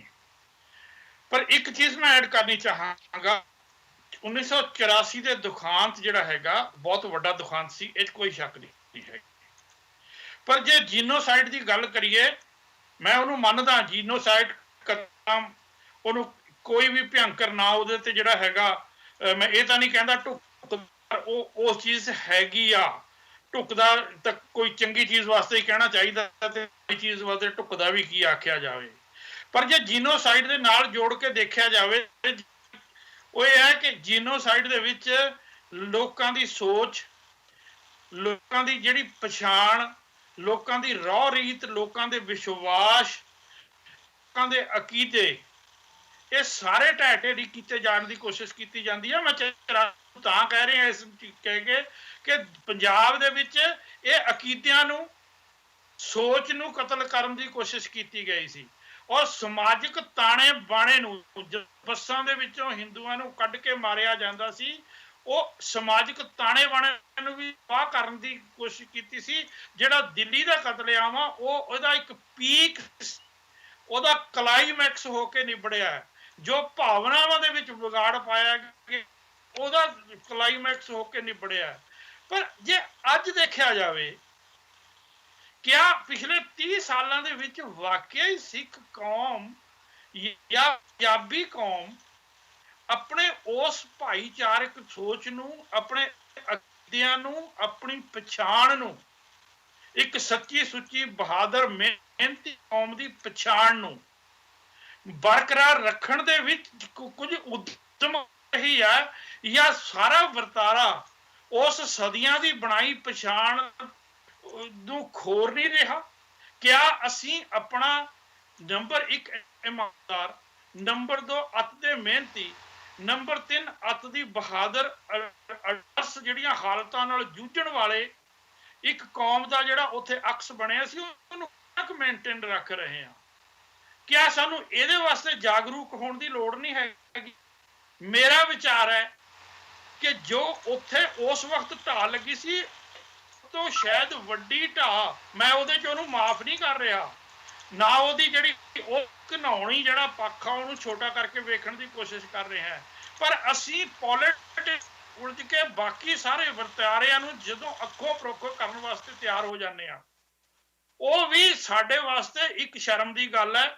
ਸੋ ਅਸੀਂ ਜੇ ਉਸ ਵਕਤ ਜੀਨੋਸਾਈਡ ਹੋਇਆ ਸੀ, ਜੀਨੋਸਾਈਡ ਅੱਜ ਅਸੀਂ ਆਪਣੇ ਪੰਜਾਬ ਦੇ ਵਿੱਚ ਫੇਰ ਵਰਤਾ ਰਹੇ ਹਾਂ, ਤੇ ਜੇ ਇੱਥੇ ਆ ਕੇ ਸਾਡੀ ਇੰਨੀ ਸੋਹਣੀ ਸੋਚ ਪੋਲਿਟਿਕਸ ਦੀ ਹੋ ਜਾਂਦੀ ਹੈ, ਬਹੁਤ ਇੱਜ਼ਤਾਂ ਕਮਾਈਆਂ ਨੇ ਸਾਡੀ ਕੌਮ ਨੇ, ਪੰਜਾਬੀਆਂ ਦੇ ਨੇ, ਖਾਸ ਕਰਕੇ ਸਿੱਖਾਂ ਨੇ ਬਾਹਰਲੇ ਮੁਲਕਾਂ ਦੇ ਵਿੱਚ ਆ ਕੇ, ਖਾਸ ਕਰਕੇ ਨਾਰਥ ਅਮਰੀਕਾ ਤੇ ਇੰਗਲੈਂਡ ਦੇ ਵਿੱਚ। ਜੇ ਉਸ ਸਾਰੀਆਂ ਪ੍ਰਾਪਤੀਆਂ ਨੂੰ ਅਸੀਂ ਆਪਣੀ ਸੌੜੀ ਸੋਚ ਦਾ ਸ਼ਿਕਾਰ ਬਣਾ ਰਹੇ ਹਾਂ, ਤਦ ਇਹ ਵੀ ਇੱਕ ਅਸੀਂ ਜਿਹਨੂੰ ਕਿ ਲੇਟੈਂਟ ਜੀਨੋਸਾਈਡ ਅਸੀਂ ਹੋ ਰਿਹਾ ਹੈ, ਜਿਹਦੇ ਵਾਸਤੇ ਸਾਨੂੰ ਜਾਗਰੂਕ ਹੋਣ ਦੀ ਲੋੜ ਜੀ। ਜੇ ਅਸੀਂ ਪੋਲੀਟੀਸ਼ੀਅਨ ਚਾਹੇ ਇੰਡੀਆ ਦੇ ਹੋਣ ਚਾਹੇ ਕੈਨੇਡਾ ਦੇ ਹੋਣ, ਜੇ ਇਹਨਾਂ ਨੂੰ ਇਹਨਾਂ ਦੇ ਕੰਮਕਾਜ ਕਰਨ ਦੇ ਤਰੀਕੇ ਤੇ ਨਿਗਾਹ ਮਾਰੀਏ ਤਾਂ ਸਾਨੂੰ ਕਾਫੀ ਜਗ੍ਹਾ ਪੋਲੀਟੀਸ਼ੀਅਨ ਦੁਆਰਾ ਕਮੈਂਟ ਜੋ ਕਰਦੇ ਨੇ ਜਾਂ ਫਿਰ ਜੋ ਆਪਣੀ ਪਾਰਟੀ ਦਾ ਪੱਖ ਸਾਹਮਣੇ ਰੱਖਦੇ ਨੇ, ਕਿਤੇ ਨਾ ਕਿਤੇ ਸਾਨੂੰ ਉਹਨਾਂ ਦੇ ਬਿਆਨਾਂ ਤੋਂ ਪਤਾ ਲੱਗ ਜਾਂਦਾ ਵਾ ਕਿ ਕਿਸ ਤਰ੍ਹਾਂ ਇਹ ਪੋਲਰਾਈਜੇਸ਼ਨ ਕਰਨ ਦੀ ਇਸਤੇਮਾਲ ਕਰ ਰਹੇ ਨੇ, ਕਿਹੜੇ ਮੁੱਦੇ ਨੂੰ ਕਦੋਂ ਉਠਾਉਂਦੇ ਨੇ। ਮੈਂ ਇੱਕ ਪੰਜਾਬ ਦਾ ਐਗਜ਼ਾਮਪਲ ਵੀ ਦਿੱਤਾ ਸੀ ਕਿ ਆਮ ਤੌਰ ਤੇ ਜਦੋਂ ਇਲੈਕਸ਼ਨਾਂ ਕੋਲ ਆਉਂਦੀਆਂ ਨੇ SYL ਦਾ ਮੁੱਦਾ ਉਠਾ ਲਿਆ ਜਾਂਦਾ ਹੈ, ਕਿਉਂਕਿ ਪਤਾ ਕਿਤੇ ਨਾ ਕਿਤੇ ਇਸ ਮੁੱਦੇ ਨਾਲ ਵੋਟਾਂ ਨੂੰ ਆਪਣੇ ਵੱਲ ਕੀਤਾ ਜਾਂਦਾ ਵਾ। ਇੱਕ ਲੇਟੈਸਟ ਮੁੱਦਾ ਮੈਂ ਜ਼ਰੂਰ ਡਿਸਕਸ ਕਰਨਾ ਚਾਹੂੰਗਾ ਜੋ ਸ਼੍ਰੀਨਗਰ ਤੋਂ ਆ ਰਿਹਾ ਹੈ ਜੀ। ਸ਼੍ਰੀਨਗਰ ਤੇ ਪਾਰਲੀਮੈਂਟਰੀ ਦੀ ਬਾਈ ਇਲੈਕਸ਼ਨ ਹੋਣ ਜਾ ਰਹੀ ਹੈ, ਜਿਹਦੇ ਵਿੱਚ ਕਿ ਡਾਕਟਰ ਫਾਰੂਕ ਅਬਦੁੱਲਾ ਸਾਹਿਬ ਵੀ ਹਿੱਸਾ ਲੈ ਰਹੇ ਨੇ, ਪਰ ਐਰਕੀ ਫਾਰੂਕ ਅਬਦੁੱਲਾ ਸਾਹਿਬ ਦੇ ਜੋ ਬਿਆਨ ਆ ਰਹੇ ਨੇ ਕਾਫੀ ਸਟਰੋਂਗ ਆ ਰਹੇ ਨੇ, ਜਾਂ ਤੁਸੀਂ ਕਹਿ ਸਕਦੇ ਜੋ ਕਾਫੀ ਤਿੱਖੇ ਬਿਆਨ ਦੇ ਰਹੇ ਨੇ। ਬੀਜੇਪੀ ਜੋ ਹਿੰਦੂਤਵ ਦੇ ਨਾਂ ਦੇ ਉੱਤੇ ਪੋਲਰਾਈਜ਼ ਕਰਨ ਦੀ ਕੋਸ਼ਿਸ਼ ਕਰਦੀ ਆ, ਯੂਪੀ ਵਿੱਚ ਆਲਰੇਡੀ ਕਰਦੀ ਆ, ਜਿੱਥੇ ਹਿੰਦੂਆਂ ਦੀ ਰਾਜਨੀਤੀ ਜ਼ਿਆਦਾ ਹੋਵੇ, ਉਹੀ ਫਾਰਮੂਲਾ ਡਾਕਟਰ ਫਾਰੂਕ ਅਬਦੁੱਲਾ ਸਾਹਿਬ ਨੇ ਸ਼੍ਰੀਨਗਰ ਦੇ ਵਿੱਚ ਅਪਣਾਇਆ ਵਾ, ਕਿਉਂਕਿ ਉੱਥੇ ਜੋ ਜਨਸੰਖਿਆ ਵਾ ਉਹ ਹਿੰਦੂਆਂ ਦੀ ਘੱਟ ਆ ਤੇ ਮੁਸਲਮਾਨਾਂ ਦੀ ਜ਼ਿਆਦਾ ਵਾ, ਤੇ ਕਿਤੇ ਨਾ ਕਿਤੇ ਜੋ ਫਾਰੂਕ ਅਬਦੁੱਲਾ ਸਾਹਿਬ ਦੇ ਬਿਆਨ ਆ ਰਹੇ ਨੇ ਉਹ ਕਾਫੀ ਸਟਰੋਂਗ ਆ ਰਹੇ ਨੇ, ਤੇ ਜੋ ਭੀੜ ਪੱਥਰ ਮਾਰਦੀ ਆ ਉਹਨਾਂ ਦੇ ਹੱਕ ਵਿੱਚ ਮੈਂ ਕਹੂੰਗਾ ਆ ਰਹੇ ਨੇ। ਮੈਂ ਇਹ ਨਹੀਂ ਕਹੂੰਗਾ ਕਿ ਫਾਰੂਕ ਅਬਦੁੱਲਾ ਸਾਹਿਬ ਕੁਝ ਗਲਤ ਕਹਿ ਰਹੇ ਨੇ, ਪਰ ਬਾਰ-ਬਾਰ ਜੋ ਫਾਰੂਕ ਅਬਦੁੱਲਾ ਸਾਹਿਬ ਇਹ ਕਹਿ ਰਹੇ ਨੇ ਕਿ ਜੋ ਲੋਕ ਪੱਥਰ ਮਾਰਦੇ ਨੇ ਨਾ ਤੇ ਉਹ MP ਬਣਨਾ ਚਾਹੁੰਦੇ ਨੇ ਨਾ MLA ਬਣਨਾ ਚਾਹੁੰਦੇ ਨੇ, ਕਿਤੇ ਨਾ ਕਿਤੇ ਸਰਕਾਰ ਦੀਆਂ ਨੀਤੀਆਂ ਤੋਂ ਦੁਖੀ ਨੇ। ਨਾਲ ਹੀ ਸਰਕਾਰ ਨੂੰ, ਇੰਡੀਅਨ ਗਵਰਨਮੈਂਟ ਨੂੰ ਪਿਛਲੇ ਕੁਝ ਦਿਨਾਂ ਤੋਂ ਅਬਦੁੱਲਾ ਸਾਹਿਬ ਇਹ ਨਸੀਹਤ ਵੀ ਦੇ ਰਹੇ ਨੇ ਕਿ ਜੇ ਕਸ਼ਮੀਰ ਦਾ ਮੁੱਦਾ ਸੋਲਵ ਕਰਨਾ ਹੈ ਤੇ ਪਾਕਿਸਤਾਨ ਨਾਲ ਗੱਲ ਕਰਨੀ ਹੀ ਪਊਗੀ, ਅਦਰਵਾਈਜ਼ ਇਹ ਮੁੱਦਾ ਸੋਲਵ ਨਹੀਂ ਹੋਊਗਾ। ਸਬਦੀਸ਼ ਜੀ, ਕੀ ਇੱਥੇ ਵੀ ਪੋਲਰਾਈਜ਼ ਕਰਨ ਦੀ ਕੋਸ਼ਿਸ਼ ਹੋ ਰਹੀ ਆ? ਹਰਪ੍ਰੀਤ ਦੀ ਗੱਲ ਇਹ ਹੈਗੀ ਕਿ ਪੋਲਰਾਈਜੇਸ਼ਨ ਕਰਨ ਦੀ ਕੋਸ਼ਿਸ਼ ਭਾਰਤ ਦੇ ਵਿੱਚ ਨਾ ਹੋਵੇ, ਇਸ ਗੱਲ ਦੀ ਤੇ ਅਸੀਂ ਕਲਪਨਾ ਵੀ ਨਹੀਂ ਕਰ ਸਕਦੇ। ਰਾਜ ਕੋਈ ਵੀ ਹੋ ਸਕਦਾ, ਪੋਲਰਾਈਜੇਸ਼ਨ ਦਾ ਆਧਾਰ ਕੋਈ ਹੋਰ ਹੋ ਸਕਦਾ। ਔਰ ਦੂਸਰੀ ਗੱਲ, ਅਸੀਂ ਜਦੋਂ ਜੰਮੂ ਕਸ਼ਮੀਰ ਸਟੇਟ ਕਹਿੰਦੇ ਆ ਤਾਂ ਇਸ ਗੱਲ ਬਾਰੇ ਬਹੁਤ ਅਸੀਂ ਚੌਕਸ ਰਹੀਏ ਕਿ ਅਕਸਰ ਜੰਮੂ ਤੇ ਕਸ਼ਮੀਰ ਦੀ ਪੋਲਰਾਈਜੇਸ਼ਨ ਹੁੰਦੀ ਰਹਿੰਦੀ ਆ, ਔਰ ਪਿਛਲੀਆਂ ਚੋਣਾਂ ਦੇ ਵਿੱਚ ਵੀ ਹੋਈ। ਭਾਰਤੀ ਜਨਤਾ ਪਾਰਟੀ ਨੇ ਜੰਮੂ ਖੇਤਰ ਦੇ ਵਿੱਚ ਜਿੱਤ ਪ੍ਰਾਪਤ ਕੀਤੀ, PDP ਨੇ ਸ਼੍ਰੀਨਗਰ ਜਾਂ ਕਸ਼ਮੀਰ ਖੇਤਰ ਦੇ ਵਿੱਚ ਜਿੱਤ ਪ੍ਰਾਪਤ ਕੀਤੀ, ਸੱਤਾ ਨਹੀਂ ਮੁੱਕੀ, ਦੋਨੋਂ ਇਕੱਠੇ ਹੋ ਗਏ। ਇਹਨੂੰ ਜਿਵੇਂ ਪੰਜਾਬ ਦੇ ਵਿੱਚ ਭਾਰਤੀ ਜਨਤਾ ਪਾਰਟੀ ਤੇ ਅਕਾਲੀ ਦਲ ਨੂੰ ਹਿੰਦੂ ਸਿੱਖ ਏਕਤਾ ਦਾ ਨਾਂ ਦਿੱਤਾ ਜਾਂਦਾ, ਉਸੇ ਤਰੀਕੇ ਦੇ ਨਾਲ ਹਿੰਦੂ ਮੁਸਲਿਮ ਏਕਤਾ ਦਾ ਨਾਂ ਕਸ਼ਮੀਰ ਦੇ ਵਿੱਚ ਦੇਣ ਦਾ ਯਤਨ ਕੀਤਾ ਗਿਆ। ਇਸ ਕਿਸਮ ਦੇ ਯਤਨ ਭਾਰਤ ਦੇ ਵਿੱਚ ਹੁੰਦੇ ਰਹਿੰਦੇ ਨੇ, ਔਰ ਸੱਤਾ ਲਈ ਜਿਹੜੇ ਇੱਕ ਦੂਜੇ ਦੇ ਪੋਲਰਾਈਜੇਸ਼ਨ ਕਰਨ ਦੇ ਮਾਮਲੇ ਦੇ ਵਿੱਚ ਜਿਹੜੇ ਇੱਕ ਦੂਜੇ ਦੇ ਪਹਿਲਾਂ ਵਿਰੋਧੀ ਹੁੰਦੇ ਨੇ, ਜਦੋਂ ਸੱਤਾ ਸ਼ਾਮਲ ਹੁੰਦੀ ਆ ਉਦੋਂ ਇੱਕ ਦੂਜੇ ਦੇ ਭਾਈਵਾਲ ਵੀ ਬਣ ਜਾਂਦੇ ਨੇ। ਔਰ ਇਹਨੂੰ ਇਸ ਤਰੀਕੇ ਦੇ ਨਾਲ ਵੀ ਲੈਣਾ ਚਾਹੀਦਾ ਕਿ ਉਹ ਸੱਤਾ ਦੇ ਸੰਘਰਸ਼ ਦੇ ਵਿੱਚ ਇੱਕ ਦੂਜੇ ਦੇ ਪੂਰਕ ਵੀ ਬਣਦੇ ਨੇ। ਜਦੋਂ ਉਹ ਚੋਣਾਂ 'ਚ ਇੱਕ ਦੂਜੇ ਦੇ ਖਿਲਾਫ ਵੀ ਲੜ ਰਹੇ ਨਜ਼ਰ ਆਉਂਦੇ ਨੇ, ਉਦੋਂ ਵੀ ਦਰਅਸਲ ਉਹ ਕਿਸੇ ਨਾ ਕਿਸੇ ਢੰਗ ਦੇ ਨਾਲ ਇੱਕ ਜਾਂ ਦੂਜੇ ਦੀ ਹੈਲਪ ਕਰ ਹੀ ਰਹੇ ਹੁੰਦੇ ਨੇ, ਕਤਾਰਬੰਦੀ ਪੈਦਾ ਕਰਨ ਦੇ ਵਿੱਚ ਸਹਾਈ ਹੋ ਕੇ। ਇਸ ਕਰਕੇ ਜੰਮੂ ਕਸ਼ਮੀਰ ਦੀ ਸਮੱਸਿਆ ਦੇ ਵਿੱਚ ਜੰਮੂ ਤੇ ਕਸ਼ਮੀਰ ਦੀ ਜਦੋਂ ਗੱਲ ਆਉਂਦੀ ਆ, ਮਜ਼ੇਦਾਰ ਗੱਲ ਇਹ ਹੈ ਕਿ ਲੇਹ ਲਦਾਖ ਦਾ ਬਹੁਤ ਵੱਡਾ ਹਿੱਸਾ ਜਿਹੜੇ ਲੋਕ ਸ਼ਾਇਦ ਜੰਮੂ ਤੇ ਕਸ਼ਮੀਰ ਦੋਵਾਂ ਖੇਤਰਾਂ ਦੇ ਨਾਲੋਂ ਔਖੀ ਜ਼ਿੰਦਗੀ ਜਿਉਂਦੇ ਨੇ, ਕਈ ਸਾਧਨਾਂ ਦੀ ਕਮੀ ਕਰਕੇ, ਉਹ ਵਿਚਾਰੇ ਉਂਝ ਹੀ ਵਿਸਰ ਜਾਂਦੇ ਨੇ। ਔਰ ਕਦੇ ਕਦੇ ਆਵਾਜ਼ਾਂ ਉੱਠਦੀਆਂ ਨੇ ਕਿ ਫਿਰ ਉਹਨਾਂ ਨੂੰ ਜੇ ਤੁਸੀਂ ਜੰਮੂ ਤੇ ਕਸ਼ਮੀਰ ਦੇ ਵਿੱਚ ਗਿਣਨਾ ਹੀ ਨਹੀਂ ਚੱਜ ਨਾਲ ਤਾਂ ਫਿਰ ਉਹਨਾਂ ਨੂੰ ਵੀ ਕਿਉਂ ਨਹੀਂ ਅਲੱਗ ਕਰ ਦਿੰਦੇ। ਪਰ ਕਿਉਂਕਿ ਅਸੀਂ ਰਿਆਸਤ ਨੂੰ ਭਾਰਤ ਦੇ ਵਿੱਚ ਸ਼ਾਮਲ ਕੀਤਾ ਵਾ, ਔਰ ਰਿਆਸਤ ਦਾ ਹੀ ਇੱਕ ਹਿੱਸਾ ਟੁੱਟ ਕੇ ਭਾਰਤ ਤੋਂ ਅਲੱਗ ਹੋ ਕੇ ਪਾਕਿਸਤਾਨ ਦੇ ਕਬਜ਼ੇ ਵਾਲੇ ਕਸ਼ਮੀਰ ਦੀ ਸ਼ਕਲ ਦੇ ਵਿੱਚ ਉਧਰ ਚਲਾ ਗਿਆ ਵਾ, ਜਿਹਨੂੰ ਆਜ਼ਾਦ ਕਸ਼ਮੀਰ ਦਾ ਨਾਂ ਦੇਈ ਜਾਂਦੇ ਨੇ। ਔਰ ਇਸ ਕਰਕੇ ਅਸੀਂ ਤਕਨੀਕੀ ਤੌਰ ਦੇ ਉੱਤੇ ਲੇਹ ਲਦਾਖ ਨੂੰ ਅਲੱਗ ਵੀ ਨਹੀਂ ਕਰ ਸਕਦੇ, ਪਰ ਅਸੀਂ ਲੇਹ ਲਦਾਖ ਨੂੰ ਲਗਭਗ ਉਹਨਾਂ ਕੀ ਵੇਟ ਦਿੰਦੇ ਆ ਜਿੰਨਾ ਕੁ ਅਸੀਂ ਭਾਰਤ ਦੇ ਵਿੱਚ ਛੋਟੀਆਂ ਘੱਟ ਗਿਣਤੀਆਂ ਨੂੰ ਵੇਟ ਦਿੰਦੇ ਆ, ਜਿੰਨਾ ਕੁ ਅਸੀਂ ਉਹਨਾਂ ਦੀ ਵੰਨ-ਸੁਵੰਨਤਾ ਨੂੰ ਜਿਹੜਾ ਉਹ ਸਮਝਣ ਦਾ ਯਤਨ ਕਰਦੇ ਆ। ਜਦੋਂ ਅਸੀਂ ਪੰਜਾਬ ਦੀ ਗੱਲ ਵੀ ਜੋੜ ਕੇ ਕਰਦੇ ਆ ਤਾਂ ਮੈਨੂੰ ਚੰਗੀ ਤਰ੍ਹਾਂ ਯਾਦ ਆ ਕਿ ਹਾਲੇ 1984 ਦਾ ਬਲੂ ਸਟਾਰ ਨਹੀਂ ਸੀ ਵਾਪਰਿਆ, ਪਰ ਤਰਨਤਾਰਨ ਦੇ ਬਾਜ਼ਾਰਾਂ ਦੇ ਵਿੱਚ ਮੋਟਰਸਾਈਕਲ ਸਵਾਰਾਂ ਨੇ ਪੂਰੀ ਤਰ੍ਹਾਂ ਗੋਲੀਆਂ ਦਾ ਛਿੜਕਾਅ ਕੀਤਾ ਸੀ, ਔਰ ਉਸ ਗੋਲੀਆਂ ਦੇ ਛਿੜਕਾਅ ਤੋਂ ਬਹੁਤ ਥੋੜੇ ਦਿਨਾਂ ਬਾਅਦ ਹੀ ਕਵੀਸ਼ਰ ਗਾਉਣ ਲੱਗ ਪਏ ਸੀ। ਮੋਟਰਸਾਈਕਲ ਵਾਲੇ ਯੋਧੇ ਫਿਰਦੇ ਧਰਮ ਕਮਾਉਂਦੇ ਨੇ। ਹੁਣ ਸਾਰੇ ਲੋਕ ਉੱਠ ਕੇ ਕਹਿ ਦਿੰਦੇ ਨੇ ਕਿ ਕਾਲੀਆਂ ਬਿੱਲੀਆਂ ਦੇ ਕਾਰੇ ਸੀ, ਪਰ ਉਦੋਂ ਤਾਂ ਸੰਤ ਭਿੰਡਰਾਂ ਵਾਲੇ ਵੀ ਜਿਉਂਦੇ ਸੀ। ਉਦੋਂ ਤਾਂ ਉਹਨਾਂ ਦੇ ਬਹੁਤ ਵੱਡੇ ਜਿਹੜੇ ਜਰਨੈਲ ਆਪਣੇ ਆਪ ਨੂੰ ਖਵਾਉਂਦੇ ਸੀ, ਚਾਹੇ ਉਹ ਮਾਣੋਚਾਲ ਸਾਹਿਬ ਹੋਣ, ਚਾਹੇ ਲਾਭ ਸਿੰਘ ਹੋਣ, ਕਿੰਨੇ ਸਾਰੇ ਜਿਉਂਦੇ ਸੀ। ਪਰ ਉਦੋਂ ਕਿਸੇ ਨੇ ਨਹੀਂ ਕਿਹਾ ਕਿ ਜਿਹੜਾ ਕਵੀਸ਼ਰੀਆਂ ਗਾਈਆਂ ਜਾ ਰਹੀਆਂ ਨੇ ਉਹ ਗਲਤ ਨੇ। ਅੱਜ ਅਸੀਂ ਉਹਨਾਂ ਨੂੰ ਡਿਫੈਂਡ ਕਰਨ ਲਈ ਬੇਸ਼ੱਕ ਦਲੀਲਾਂ ਦਈਏ, ਉਦੋਂ ਇਦਾਂ ਹੀ ਕੀਤਾ ਜਾਂਦਾ ਸੀ। ਔਰ ਮੈਂ ਇਹਨਾਂ ਚੀਜ਼ਾਂ ਦਾ ਚਸ਼ਮਦੀਦ ਗਵਾਹ ਹੋਣ ਦੇ ਨਾਤੇ ਗੱਲ ਕਰ ਰਿਹਾ, ਮੈਂ ਕੋਈ ਸੁਣੀਆਂ ਸੁਣਾਈਆਂ ਗੱਲਾਂ ਦੇ ਆਧਾਰ ਤੇ ਨਹੀਂ ਗੱਲ ਕਰ ਰਿਹਾ। ਜਿਹੜੀ ਜਾਗੋ ਗਾਈ ਜਾਂਦੀ ਸੀ ਖਾਲਿਸਤਾਨੀ ਦਹਿਸ਼ਤਗਰਦਾਂ ਦੇ ਹੱਕ ਦੇ ਵਿੱਚ, ਬਿਲਕੁਲ ਮੇਰੇ ਗਵਾਂਢ ਦੇ ਵਿੱਚ ਰਹਿੰਦੇ ਇੱਕ ਕਵੀਸ਼ਰ ਵੱਲੋਂ ਗਾਈ ਜਾਂਦੀ ਸੀ। ਔਰ ਉਹਦਾ ਇੰਨਾ ਕੁ ਰਿਐਕਟ ਵੀ ਹੋਇਆ ਸੀ ਕਿ ਮੈਂ ਇੱਕ ਜਾਗੋ ਦੇ ਖਿਲਾਫ, ਉਹਨਾਂ ਦੀ ਜਾਗੋ ਦੇ ਖਿਲਾਫ ਇੱਕ ਜਾਗੋ ਲਿਖ ਕੇ ਖੁਦ ਵੀ ਆਪਣੇ ਮੰਚਾਂ ਤੋਂ ਗਾਇਆ ਕਰਦਾ ਸੀ। 85-86 ਦੇ ਦਿਨਾਂ ਦੀਆਂ ਇਹ ਗੱਲਾਂ ਨੇ। ਔਰ ਮੈਨੂੰ ਚੰਗੀ ਤਰ੍ਹਾਂ ਯਾਦ ਹੈ ਕਿ ਜਦੋਂ ਨਸ਼ਹਿਰਾ ਪੰਨੂਆਂ ਦੇ ਵਿੱਚ ਇੱਕ ਬੱਸ ਦੇ ਵਿੱਚੋਂ ਹਿੰਦੂਆਂ ਨੂੰ ਲਾਹ ਕੇ ਮਾਰਨ ਦੀ ਕੋਸ਼ਿਸ਼ ਕੀਤੀ ਗਈ ਤਾਂ ਉਹਦੇ ਵਿੱਚ ਇੱਕ ਨਿਹੰਗ ਸਿੰਘ ਜਿਨ੍ਹਾਂ ਦਾ ਨਾਂ ਅਜੀਤ ਸਿੰਘ ਸੀ, ਉਹਨਾਂ ਨੇ ਇੱਕ ਬੱਚੇ ਨੂੰ ਇਹ ਕਹਿ ਕੇ ਬਚਾ ਲਿਆ ਕਿ ਇਹ ਮੇਰਾ ਪੁੱਤਰ ਆ, ਇਹਨੇ ਕੇਸ ਕਤਲ ਕਰਵਾ ਲਿਆ, ਅੱਗੇ ਤੋਂ ਮੈਂ ਇਹਦੇ ਜਿਹੜੇ ਕੇਸ ਆ ਉਹ ਰਖਵਾ ਦਿਆਂਗਾ। ਔਰ ਬਾਅਦ ਦੇ ਵਿੱਚ ਇਹ ਗੱਲ ਕਲੀਅਰ ਹੋ ਗਈ ਕਿ ਅਸਲ ਦੇ ਵਿੱਚ ਉਹਨੇ ਆਪਣਾ ਬੱਚਾ ਨਹੀਂ ਸੀ ਬਚਾਇਆ, ਉਹਨੇ ਇੱਕ ਹਿੰਦੂ ਤੇ ਔਰ ਮਾਸੂਮ ਬੱਚੇ ਨੂੰ ਹੀ ਬਚਾਇਆ ਸੀ। ਉਦੋਂ ਜਿੱਥੇ ਅਜੀਤ ਸਿੰਘ ਦੀ ਸ਼ਲਾਘਾ ਦੇ ਮੈਂ ਸ਼ਬਦ ਸੁਣਦਾ ਰਿਹਾ ਤਰਨਤਾਰਨ ਦੇ ਬਾਜ਼ਾਰਾਂ ਦੇ ਵਿੱਚ, ਤਰਨਤਾਰਨ ਦੇ ਲੋਕਾਂ ਦੇ ਮੂੰਹੋਂ, ਉੱਥੇ ਮੈਂ ਉਹਦੇ ਖਿਲਾਫ ਇਹ ਵੀ ਗੱਲਾਂ ਸੁਣਦਾ ਰਿਹਾ ਕਿ ਉਹ ਕਿੱਧਰ ਦਾ ਸਿੱਖ ਹੈ, ਇੱਕ ਹਿੰਦੂ ਹੋਰ ਮਰ ਰਿਹਾ ਸੀ, ਉਹਨੂੰ ਕੀ ਤਕਲੀਫ ਸੀ। ਉਹ ਜਿਹੜੇ ਨਾਲ ਸ਼ਬਦ ਜੋੜਦੇ ਸੀ, ਵਿਸ਼ੇਸ਼ਣ ਜੋੜਦੇ ਸੀ, ਉਹ ਸ਼ਬਦ ਮੈਂ ਸ਼ਾਇਦ ਇੱਥੇ ਟੀਵੀ ਦੀ ਸਕਰੀਨ ਦੇ ਉੱਤੇ ਨਹੀਂ ਬੋਲ ਸਕਾਂਗਾ, ਪਰ ਔਰ ਉਹ ਬੋਲੇ ਜਾਂਦੇ ਸੀ। ਇਸ ਕਰਕੇ ਪੋਲਰਾਈਜੇਸ਼ਨ ਜਿਹੜੀ ਆ ਉਹ ਹਮੇਸ਼ਾ ਹੁੰਦੀ ਰਹਿੰਦੀ ਹੈ, ਔਰ ਉਸ ਪੋਲਰਾਈਜੇਸ਼ਨ ਦੇ ਜਿਹੜੇ ਅਰਥ ਹੁੰਦੇ ਨੇ ਪੋਲੀਟੀਕਲੀ ਉਹ ਕੱਢੇ ਜਾਂਦੇ ਨੇ। ਮੈਂ ਇੱਕ ਗੱਲ ਹੋਰ ਇੱਥੇ ਹੁਣ ਆਖਰ ਦੇ ਵਿੱਚ ਜੋੜ ਦੇਣੀ ਚਾਹੁੰਦਾ, ਕਈ ਵਾਰ ਸਾਨੂੰ ਇਹ ਲੱਗਦਾ ਕਿ ਜਦੋਂ ਕੈਨੇਡਾ ਦੇ ਵਿੱਚ 84 ਨੂੰ ਸਵਾਲ ਬਣਾ ਕੇ ਪੋਲਰਾਈਜ਼ ਕਰਨ ਦੀ ਕੋਸ਼ਿਸ਼ ਕੀਤੀ ਜਾਂਦੀ ਹੈ ਤਾਂ ਸ਼ਾਇਦ ਅਸੀਂ ਭਾਰਤੀ ਪੋਲਿਟਿਕਸ ਦੀ ਜਿਹੜੀ ਨੁਕਸਦਾਰ ਨੀਤੀ ਹੈ ਉਹਨੂੰ ਕੈਨੇਡਾ ਲੈ ਕੇ ਜਾਣ ਦੀ ਕੋਸ਼ਿਸ਼ ਕਰ ਰਹੇ ਹਾਂ।